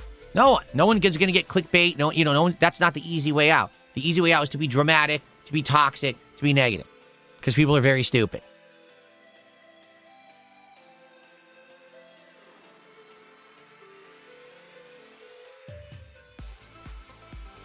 Oh, Jade wants to see the box. He didn't see it. Here it is, and that's what people voted for, Jade. So that's what we'll be unpacking today. Once we hit our milestones of support. Attack of the Vine. This is the newest Disney Lorcana box. Literally the newest one. So we're seeing the newest Disney cards available.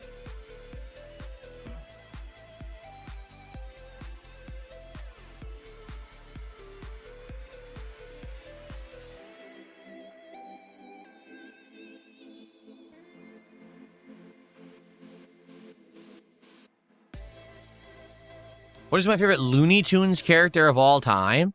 Probably Daffy Duck.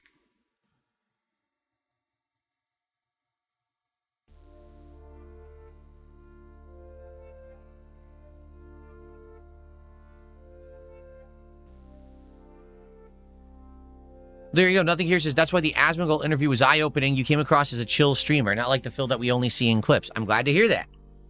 And again, I wish that there was more opportunities for that. There just isn't.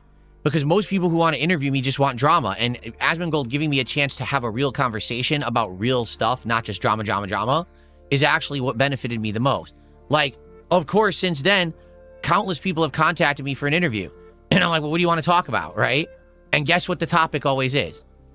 Drama. I'm like, well, I don't want to do drama. You want to have a conversation with me about the history of fighting games or the current state of fighting games, about being a YouTuber, about gaming, about any of this stuff, I'll go for it. No, they want to talk about drama. They want to talk about people who don't like me. They want to talk about e-begging. They want to talk about all that. No, fuck off.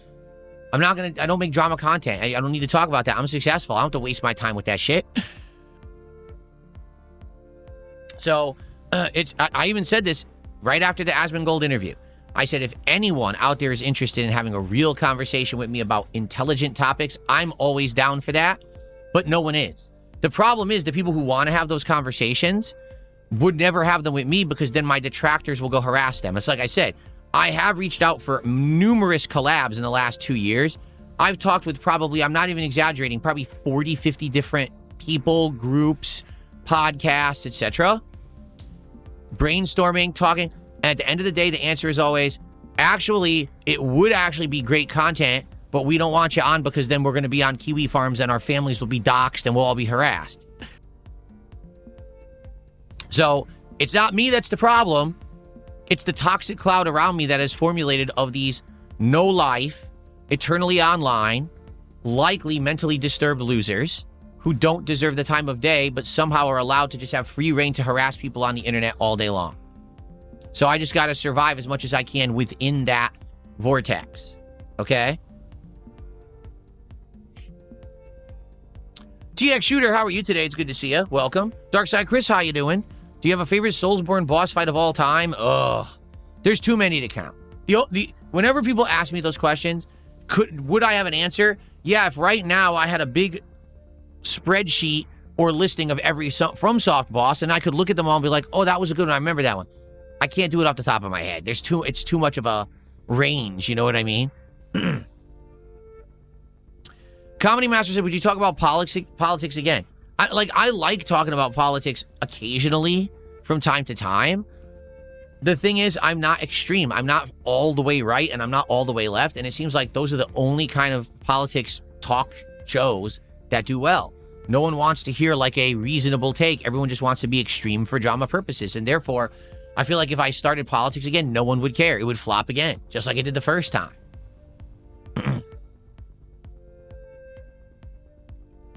I know. Nothing here says if you could go on normal podcasts and have legitimate normal convos about games and life, you'd have so many fans. I know, and I can't. I'm not allowed to because of the toxic idiots around me. Not me, not my actions, the toxic fucking morons who won't let go, and for some reason, they're allowed to behave like that on the internet. They shouldn't be. Immediately, all these dumb fucks who make defamatory content about me should be deleted. All of their channels should immediately be deleted right now. It shouldn't be allowed. It's all illegal, but I don't have endless money to sue them all to basically have a leg to stand on here and defend myself. But YouTube should just say, what the fuck? It's defamatory. Delete it. Why don't they? I don't get it. It should all be gone. And then I'd be able to make my content. No one would be harassing, and I could go do on whatever I want, but it's never going to happen. As long as there's money involved, it's never going to happen.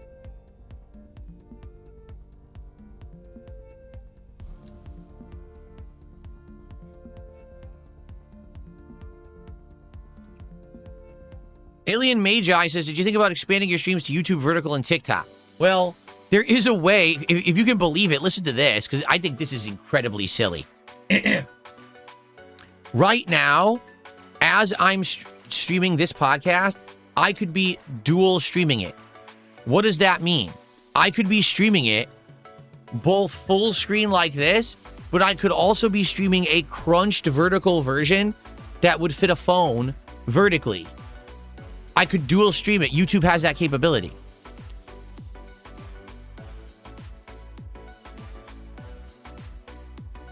Why? Why would I ever want to do that? How does that benefit anyone? Why would you want to see me crunched and like cut off? You know what I'm saying? Cropped? Why would you want to see the video cropped? Who the fuck wants to watch it like that? Oh, I just hit the wrong button. Like, I understand that there's a huge audience for TikTok live streaming and stuff like, you know what I mean? The vertical live streams, the IRL stuff. But I just don't understand at all the dual streaming thing. Like, if you're going to do the vertical stream because you're doing IRL streaming, then do it. If you're going to do a stream in your studio with big effects and good camera lighting and everything, then do that. Why on earth would you want to do both at the same time? I don't know.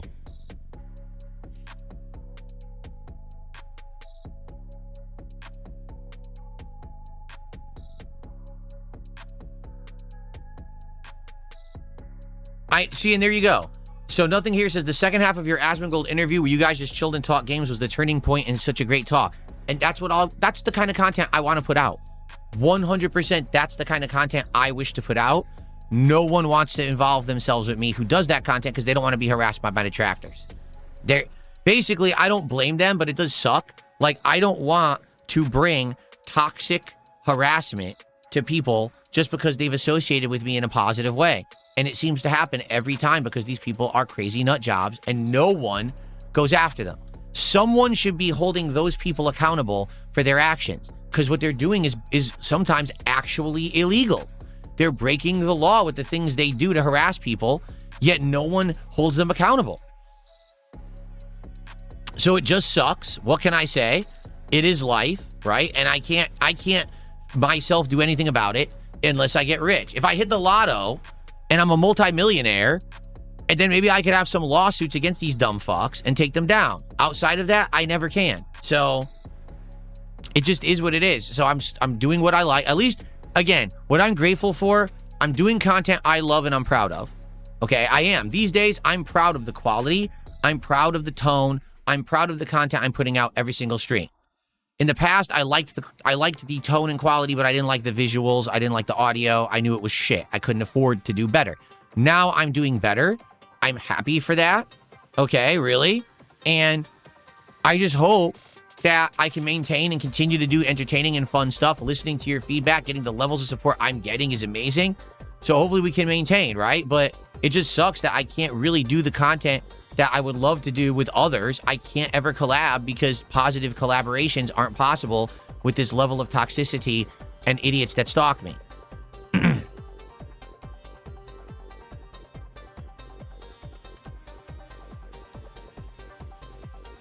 I understand that. Like Bandit says, vertical streams get pushed out to a different viewer base. It may help. I don't think it would. I'm being honest with you. I don't think it would.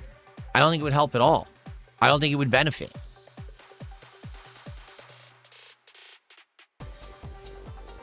Alt Outsider, no one has any idea what you're talking about, for the record. No one understands you. So you keep spamming the same content. No one knows what you're talking about. Oh, you're a troll too? Oh, okay, well, fuck off then. Get him out of here. What a complete idiot.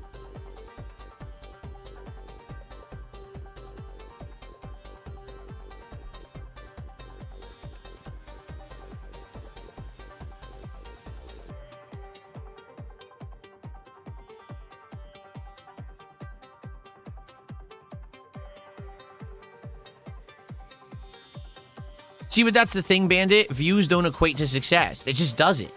He says, I've seen some streamers who do dual streaming now, and their verticals do better than their horizontal stream. It doesn't matter, though. The overall views never matter. It never has, never will. It's all about engagement. It's about support. It's about bringing people back to the content who like it and will be there for it. It's not about, oh, I pushed out a vertical stream and I got a bunch of people randomly clicking on it. No one cares. It doesn't benefit you.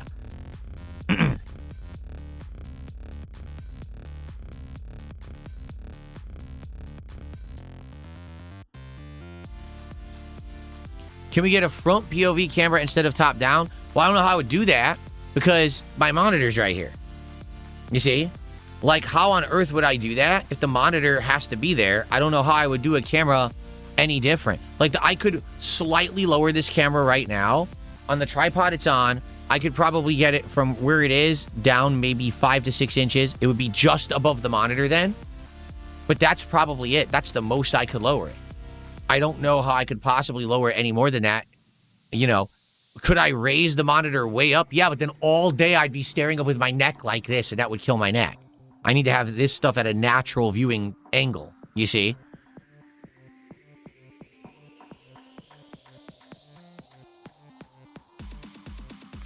I'm not drifting away from gaming, Thomas. I already explained. DSPGaming. So the name DSPGaming has to do with gaming. Because gaming is any kind of gaming. It could be video games. It could be card games. It could be tabletop games. It could be board games. It's all gaming. That's why I called the channel DSP Gaming back in the day. That's not why I called it DSP Video Games. I called it DSP Gaming, well knowing that maybe in the future I would branch out and do other content. So that's why. By the way, shout out to John M. John M had given me a few... let me refresh the page. He had given me some jewels earlier, and I missed them. Let me see if I can find them, because I want to see exactly how many he actually gave me. There's 250. I think he had done 250 earlier as well. Did you, John M? I think you did, right? So since you did 250 and 250, that means it's basically $2.50 of support, because that's how it works. It's basically half a penny each. So let me go ahead and count that, because I feel like I missed out earlier. I think you had already done it earlier too. Right? Okay. And I just got 500 kicks From Gingerbread Man saying, remember to donate to the American Cancer Association. Is there an American Cancer Association? I thought it was the American Cancer Society. I think you got it wrong. But thanks for 500 kicks. I think you got the name wrong. I'm almost positive it's the American Cancer Society. That rings a bell more to me. So, guys, we are currently $2 away. $2 away from our first milestone of opening some Lorcana Attack of the Vine cards. Let's go. Let's hit that milestone right now. Let's lock in our first pack rip. Nothing here says, aside from the very top TCG channels, the production value of card openings are garbage, like some random guy in a potato cam trying to opening packs. If you guys have any recommendations of how to improve, I want to hear them. I don't watch any other TCG creators at all. I would like to know what I could do to improve. However, please understand, I don't want to completely redesign the studio or anything. You know what I'm saying?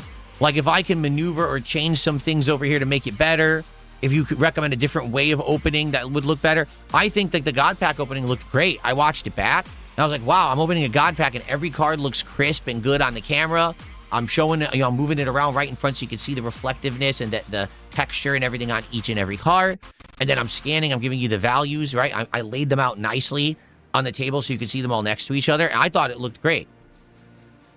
Stuart Ace, thank you for £2. I appreciate that. Oh, wait, do I owe you a flex for that? Do I owe you a nice big flex for that? Yeah, I do. Thank you, Stuart Ace, for £2. I wonder what the pound conversion is right now.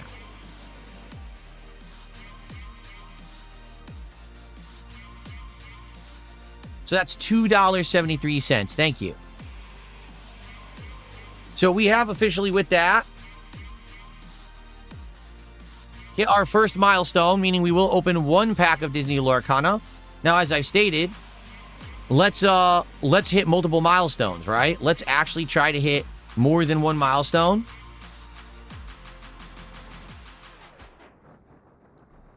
So we can do an official DSP pack rips. Obviously, if I'm opening a new box, we want to see more than just, one or two packs. Let's go. Can someone do a $50 contribution to get us a bonus pack? That way we'll have 3, because we'll hit the next milestone and we'll get the bonus pack as well. Let's go.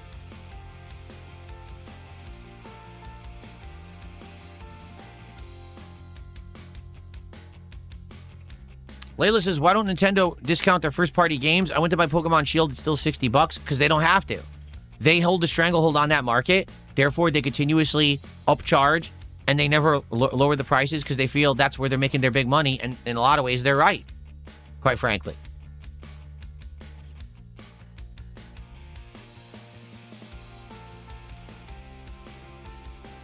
Thanks, Arg Made Up, for 2 jewels. He's dropping some more. He did another 2. Thank you for those. Thank you to the few people who dropped a few kicks over on Kick as well.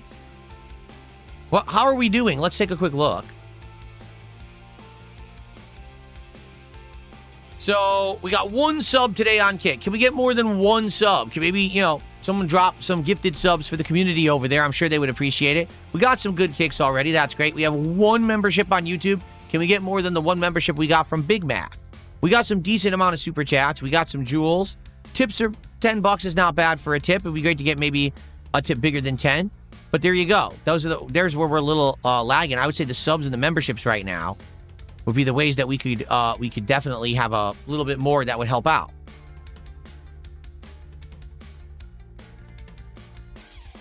Gorilla, I don't know what your question was, so it would be hard to answer it. Here. Oh, do I feel responsible for the yellow painted slate of single-player games? No. I don't make video games. I can't be responsible for it.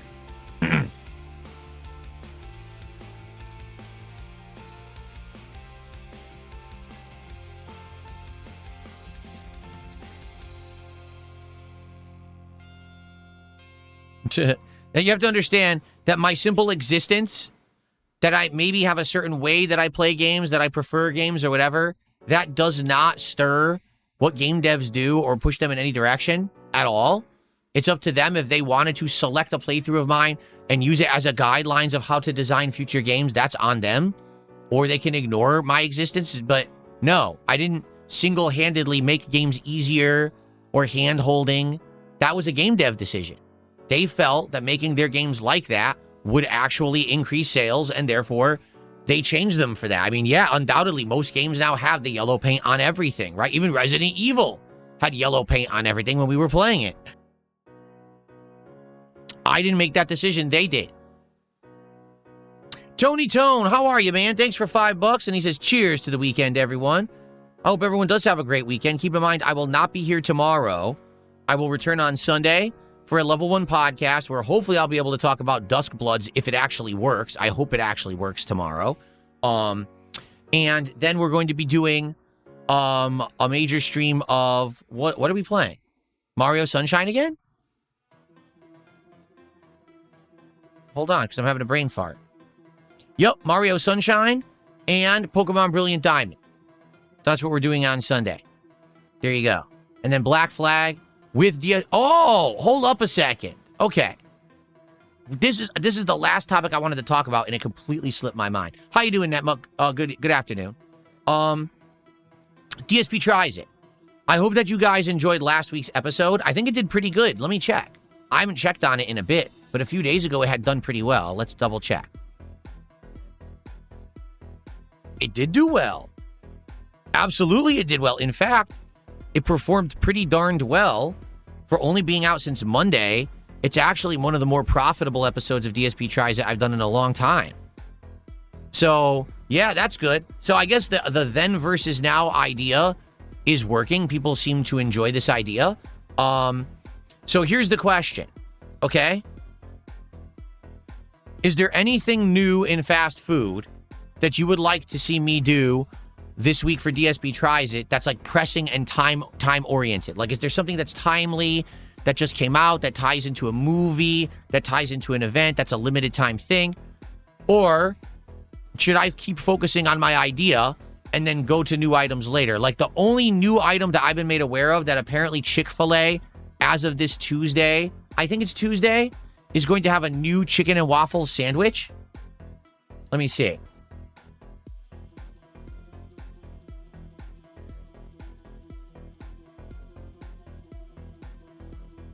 Let's see.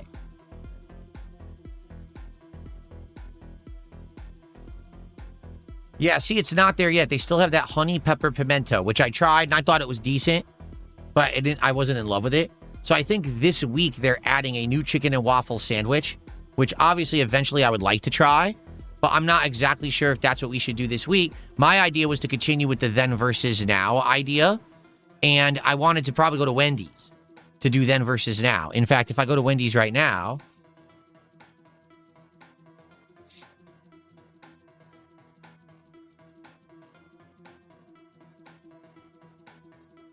they're still doing the pub pretzel sandwich, which they've always had. Yeah. Okay, they didn't always have it, but they've had it 3 separate times. I did it over a decade ago, and then I did it last time they had it, and now they have it again. So it's going to be the same sandwich. So what I would probably do if I went to Wendy's, I'd probably get the Big Bacon Classic, the spicy chicken sandwich, the baked potato, and maybe one more thing. Like 4 things that I've had over the years to compare directly and see if they're still good or if they're bad, what's the value for the pricing. Just like I just did with Taco Bell, people actually really liked that episode. So I think I'd like to do that with Wendy's this week. Again, unless someone has an idea of something new that's better. Even the Chick-fil-A, I'd like to do it, but it can wait a week or two. Maybe I do it in a couple of weeks, right? Sadly, I can't do the Pokemon Donuts at Krispy Kreme that someone just brought up. There's no Krispy Kreme in my area. It's an hour away, so I can't do Krispy Kreme. They don't exist here. Subway has a new Doritos with hot honey sandwich. That's disgusting. I would never eat at Subway again. I already told you guys, after that Subway disaster last time I ate there for DSP Tries It, no, I'm actually never eating at Subway again in my life. I actually refuse to step foot inside a Subway store.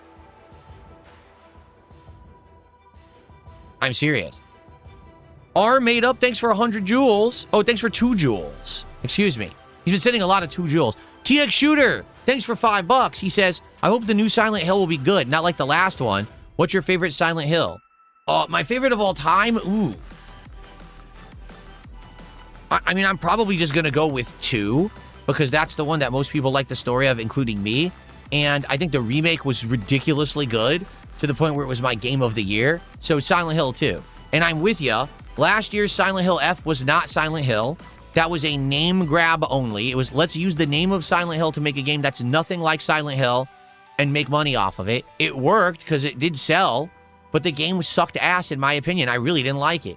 So hopefully this new Silent Hill, what's it called? Townfall, I think. Hopefully this one will be good.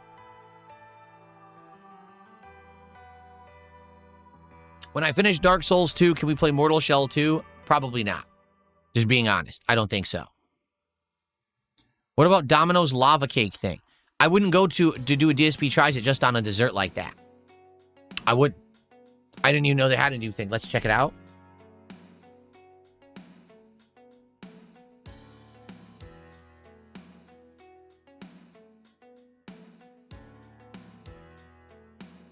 New s'mores lava cake.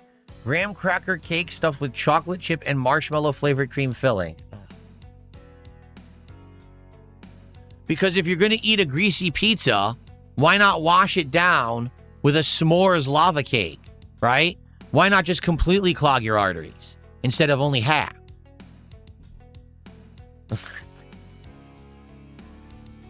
Ugh. American cuisine is just out of control, disgusting. Seriously, man. Ugh. Yikes.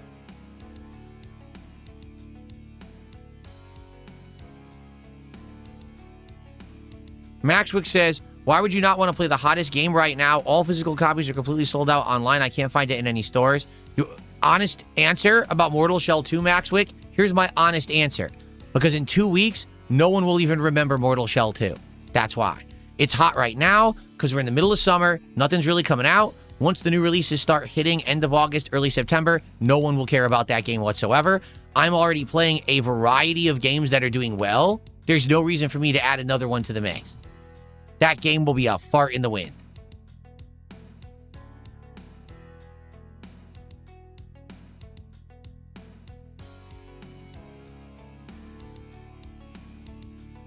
That is a good question. When does the Silksong DLC come out? I wish it would come out right away. I love Silksong. I would love to play the DLC, but I don't think it has a release date, right?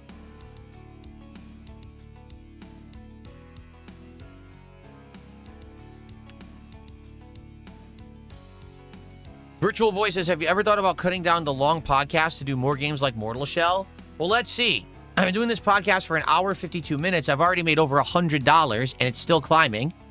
No, I think I'm doing good. I think people like to just talk with me and hang out and have a good time with topics and news and you know, chill vibes. It's actually pretty successful for me, so I'll do what works.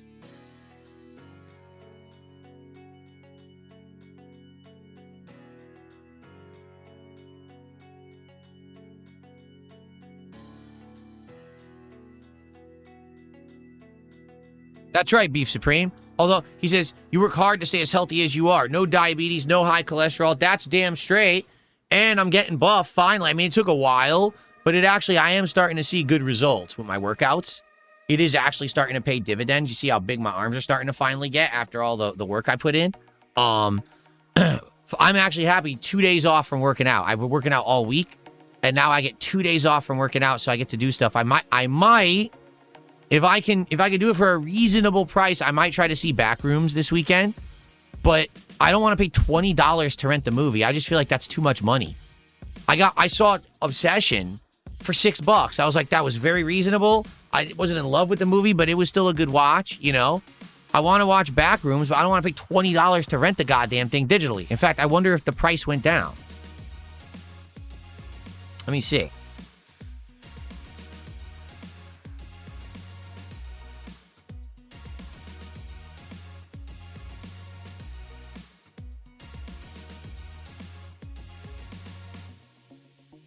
Yes! I waited, and it went down to $7.99. Look at that. That's amazing. I waited, and waiting 2 weeks, the price dropped a ton. Wow. Winner. Winner. Patience pays off. All right, maybe I'll watch it. So many people are telling me to watch this movie that I'm probably going to check it out. Cool.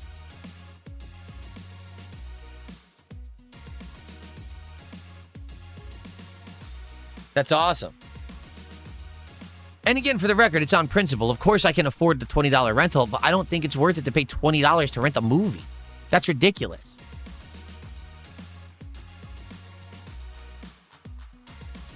Nothing here says I wouldn't be surprised if you had thousands of regular viewers because there's podcast fans, gaming fans, etc. No, that very much 100% is true. Right now, I know for a fact I have a group of people that just watch the podcast and the morning shows. I have a group of people that just watch the certain games they particularly like. I have a group of people who are watching all of the card unpackings, okay? There's different demographics and different groups that are watching each piece of content. There are super fans who watch everything. I honestly believe the super fans are getting more rare, that more people now are just selecting from this buffet of content I'm giving you. They're selecting the pieces of content that they like most, which I think is honestly a good thing. Select the content you want. Don't binge on it all. And I'm happy to do that. I'm happy to provide enough content that there's different groups that are here for different content. Innocent Bystander, thanks for 500 kicks. Another charity that means a lot is the Special Bunny Rabbit Rescue. Okay, I don't know anything about that, but thank you for 500 kicks. I appreciate that. We're up to 115. Now we're 35 away of support from our second milestone, which means we would lock in an episode of DSP Pack Rips at the end of this stream to open our first Disney Lorcana cards. So let's go. Let's rally. Let's get a big tip. Let's get a big $50 tip, right? Let's get 10 subs over on Kick. Let's get a $50 super chat. How about 50? Well, it wouldn't be 50,000. It would be 100,000 jewels to be $50. Jeez, that's a lot. 100,000 jewels? Don't do that. Just do a $50 super chat. Forget 100,000 jewels. That's way too many. That's way too many. Let's go. Did you even know they actually made a whale badge on Kick, but I don't know how it works. They made a freaking whale badge on Kick, but they launched it like 2 days ago. I don't know. There's VIPs, there's OGs, but I don't know how you get the whale badge. Because they sent me an email about it, but I didn't read it. I deleted it. And then when I reopened it, I was like, oh shit, I deleted it. Now I don't know what it said. So I don't know how you do the whale badge thing, but apparently there is a whale badge on Kick. I'm sure people would compete for it and want it, but I don't know how to do it.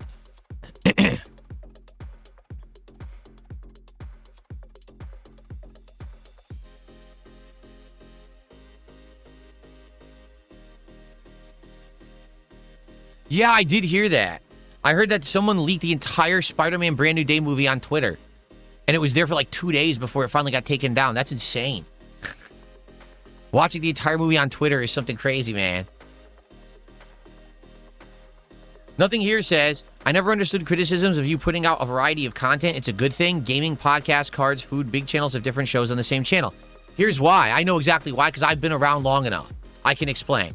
Back in the day, people wanted to follow every piece of content that someone put out. Every single piece. So, for example, I used to play so many games, people would legit complain, you play too much and we can't watch it all. To which I said, what's the problem? Just watch what you want to watch. You don't have to watch every piece of content. And then people would say, well, we want to. So we're mad now because we can't watch all of your content because you put out too much. And I was like, and there's not much I can do to control that. You know what I'm saying? Like, I don't control that. I can't make more time for you. But I feel like people should be choosing what they want. People should be selecting the content that they want. They shouldn't be demanding that they watch all content or demanding that the creator make less content. Just watch what you want. And here's the other thing too, okay? I have days off. I'm not here all day, every day. I do stream 5 to 6 days a week, but I have time off. You can easily get caught up on the stuff you didn't see when I'm not here, right? I definitely think there's just some people that are like super fans and they want to watch everything. and they feel left out or like behind the eight ball, or like, it would be like, for example, let's say, what's your favorite TV show right now? I'm just curious. Like, let's say your favorite TV show is, I don't know, House of the Dragon, right? What if House of the Dragon literally put out an hour show every single day, right? Maybe taking one day off a week. So in 1 week, you're expected to watch 7 hours of House of the Dragon. And if you miss an episode, you're behind and you don't know what's going on in the story. So now when the new episode is coming out, you can't watch the new episode yet because you're backlogged 3 episodes. You got to go back and watch that when you have a chance. So does that make sense? I get that mentality. I think the difference here is, with me, I'm doing so much different content. You could tune into a live stream and it's fine if you missed the last few because I'm doing so much variety. You're probably okay. You know what I'm saying? It's not like I just played Dark Souls 2 5 days in a row, and if you missed the last 4 streams, you won't know what I'm doing. You know what I mean?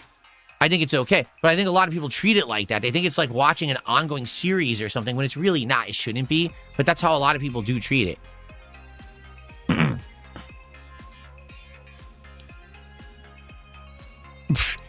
Someone tipped me $5 to tell me I'm getting old, take care of yourself. So let me get this straight. You're telling someone who used to weigh 240 pounds, regularly was around 210 pounds, someone who hadn't worked out since he was basically in his 20s, and someone who ate incredibly unhealthily, was drinking literally every day.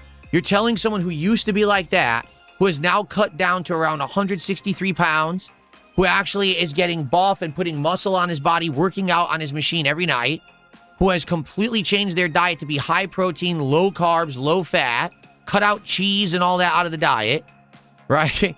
And someone who doesn't really drink that much anymore, every once in a while, but not all the time. You're telling me, man, I'm getting old, I need to make life improvements. Thanks for the $5. Appreciate that.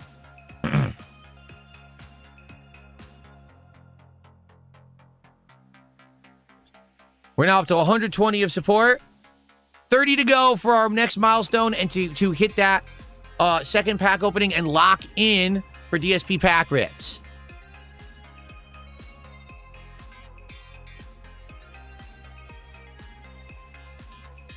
Ryukin says, any interest in playing Rise of the Ronin? No, I don't know what that is. This is hilarious. Ghoul says, you've aged a lot the last 2 years. I've improved my camera in the last 2 years. I always looked like shit, but I got a better camera. So now, when I do the close-up, you can see my hair's all fucked up. My face is fucked up. I have white hairs in my beard. You couldn't see that before because I used a peach fuzz potato can. Now you can actually see it. I looked bad forever. In reality, I actually look better right now than I have in like 10 years. No exaggeration. I'm looking better now than I have in a very long time. It's just that you can see the differences because the camera is of good quality now. This isn't rocket science. You're just very stupid and ignorant.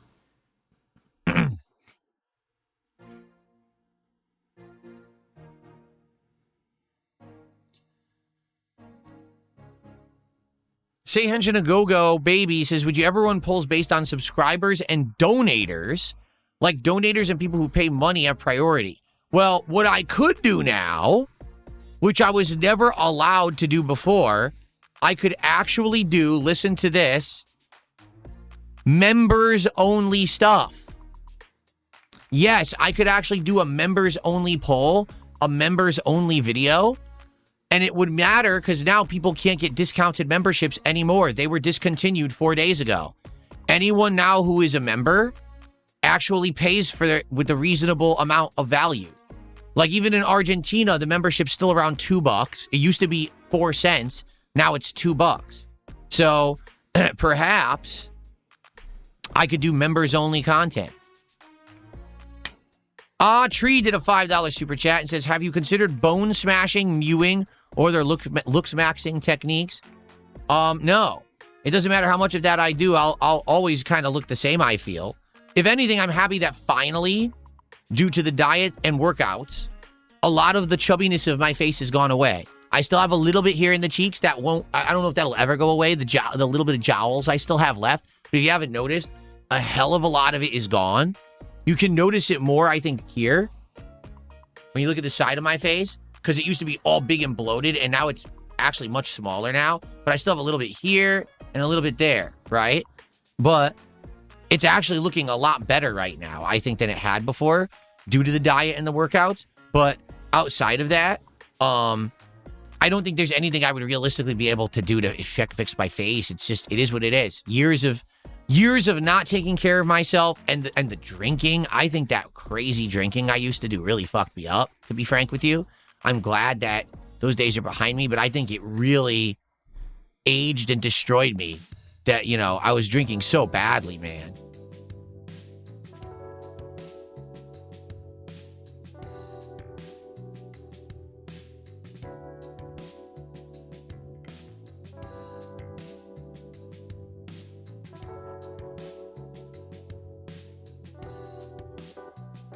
So, someone's contacted me saying the experience is broken. Oh, I know.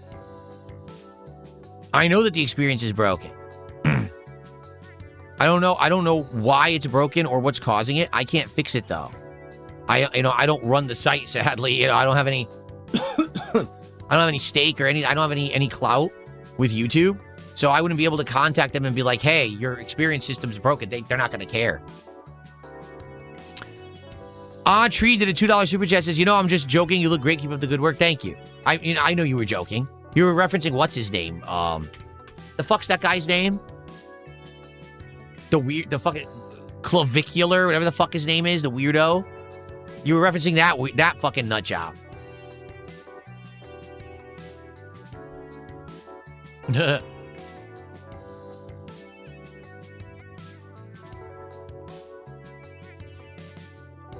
YouTube broke experience completely. It doesn't work at all anymore. It never meant anything, for the record. We didn't do anything with experience, so it's fine that it's broken. But I apologize to those who like it that it is broken. That sucks. Okay?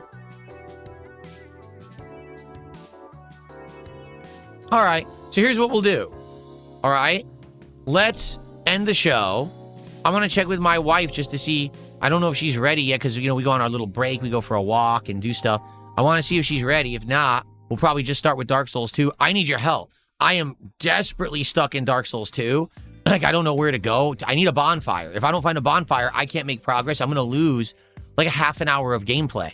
So I hope you guys can help me find this goddamn bonfire. Yeah, I hope so. Okay? All right, let's end the show. Remember, tomorrow I'll do my best to try to play Duskblood. There's no guarantee it's going to work. It didn't work so far today, and FromSoft already publicly apologized for it. If it works tomorrow, I'll try to try it out. And hopefully I'll be able to tell you all about it on Sunday's show. Okay, guys? Thank you for a great podcast. Honestly, that was a great hangout, chill session. I had a good time. And I look forward to coming back on Sunday and starting it all again. Thank you all for watching and for the support. And I will see you Sunday.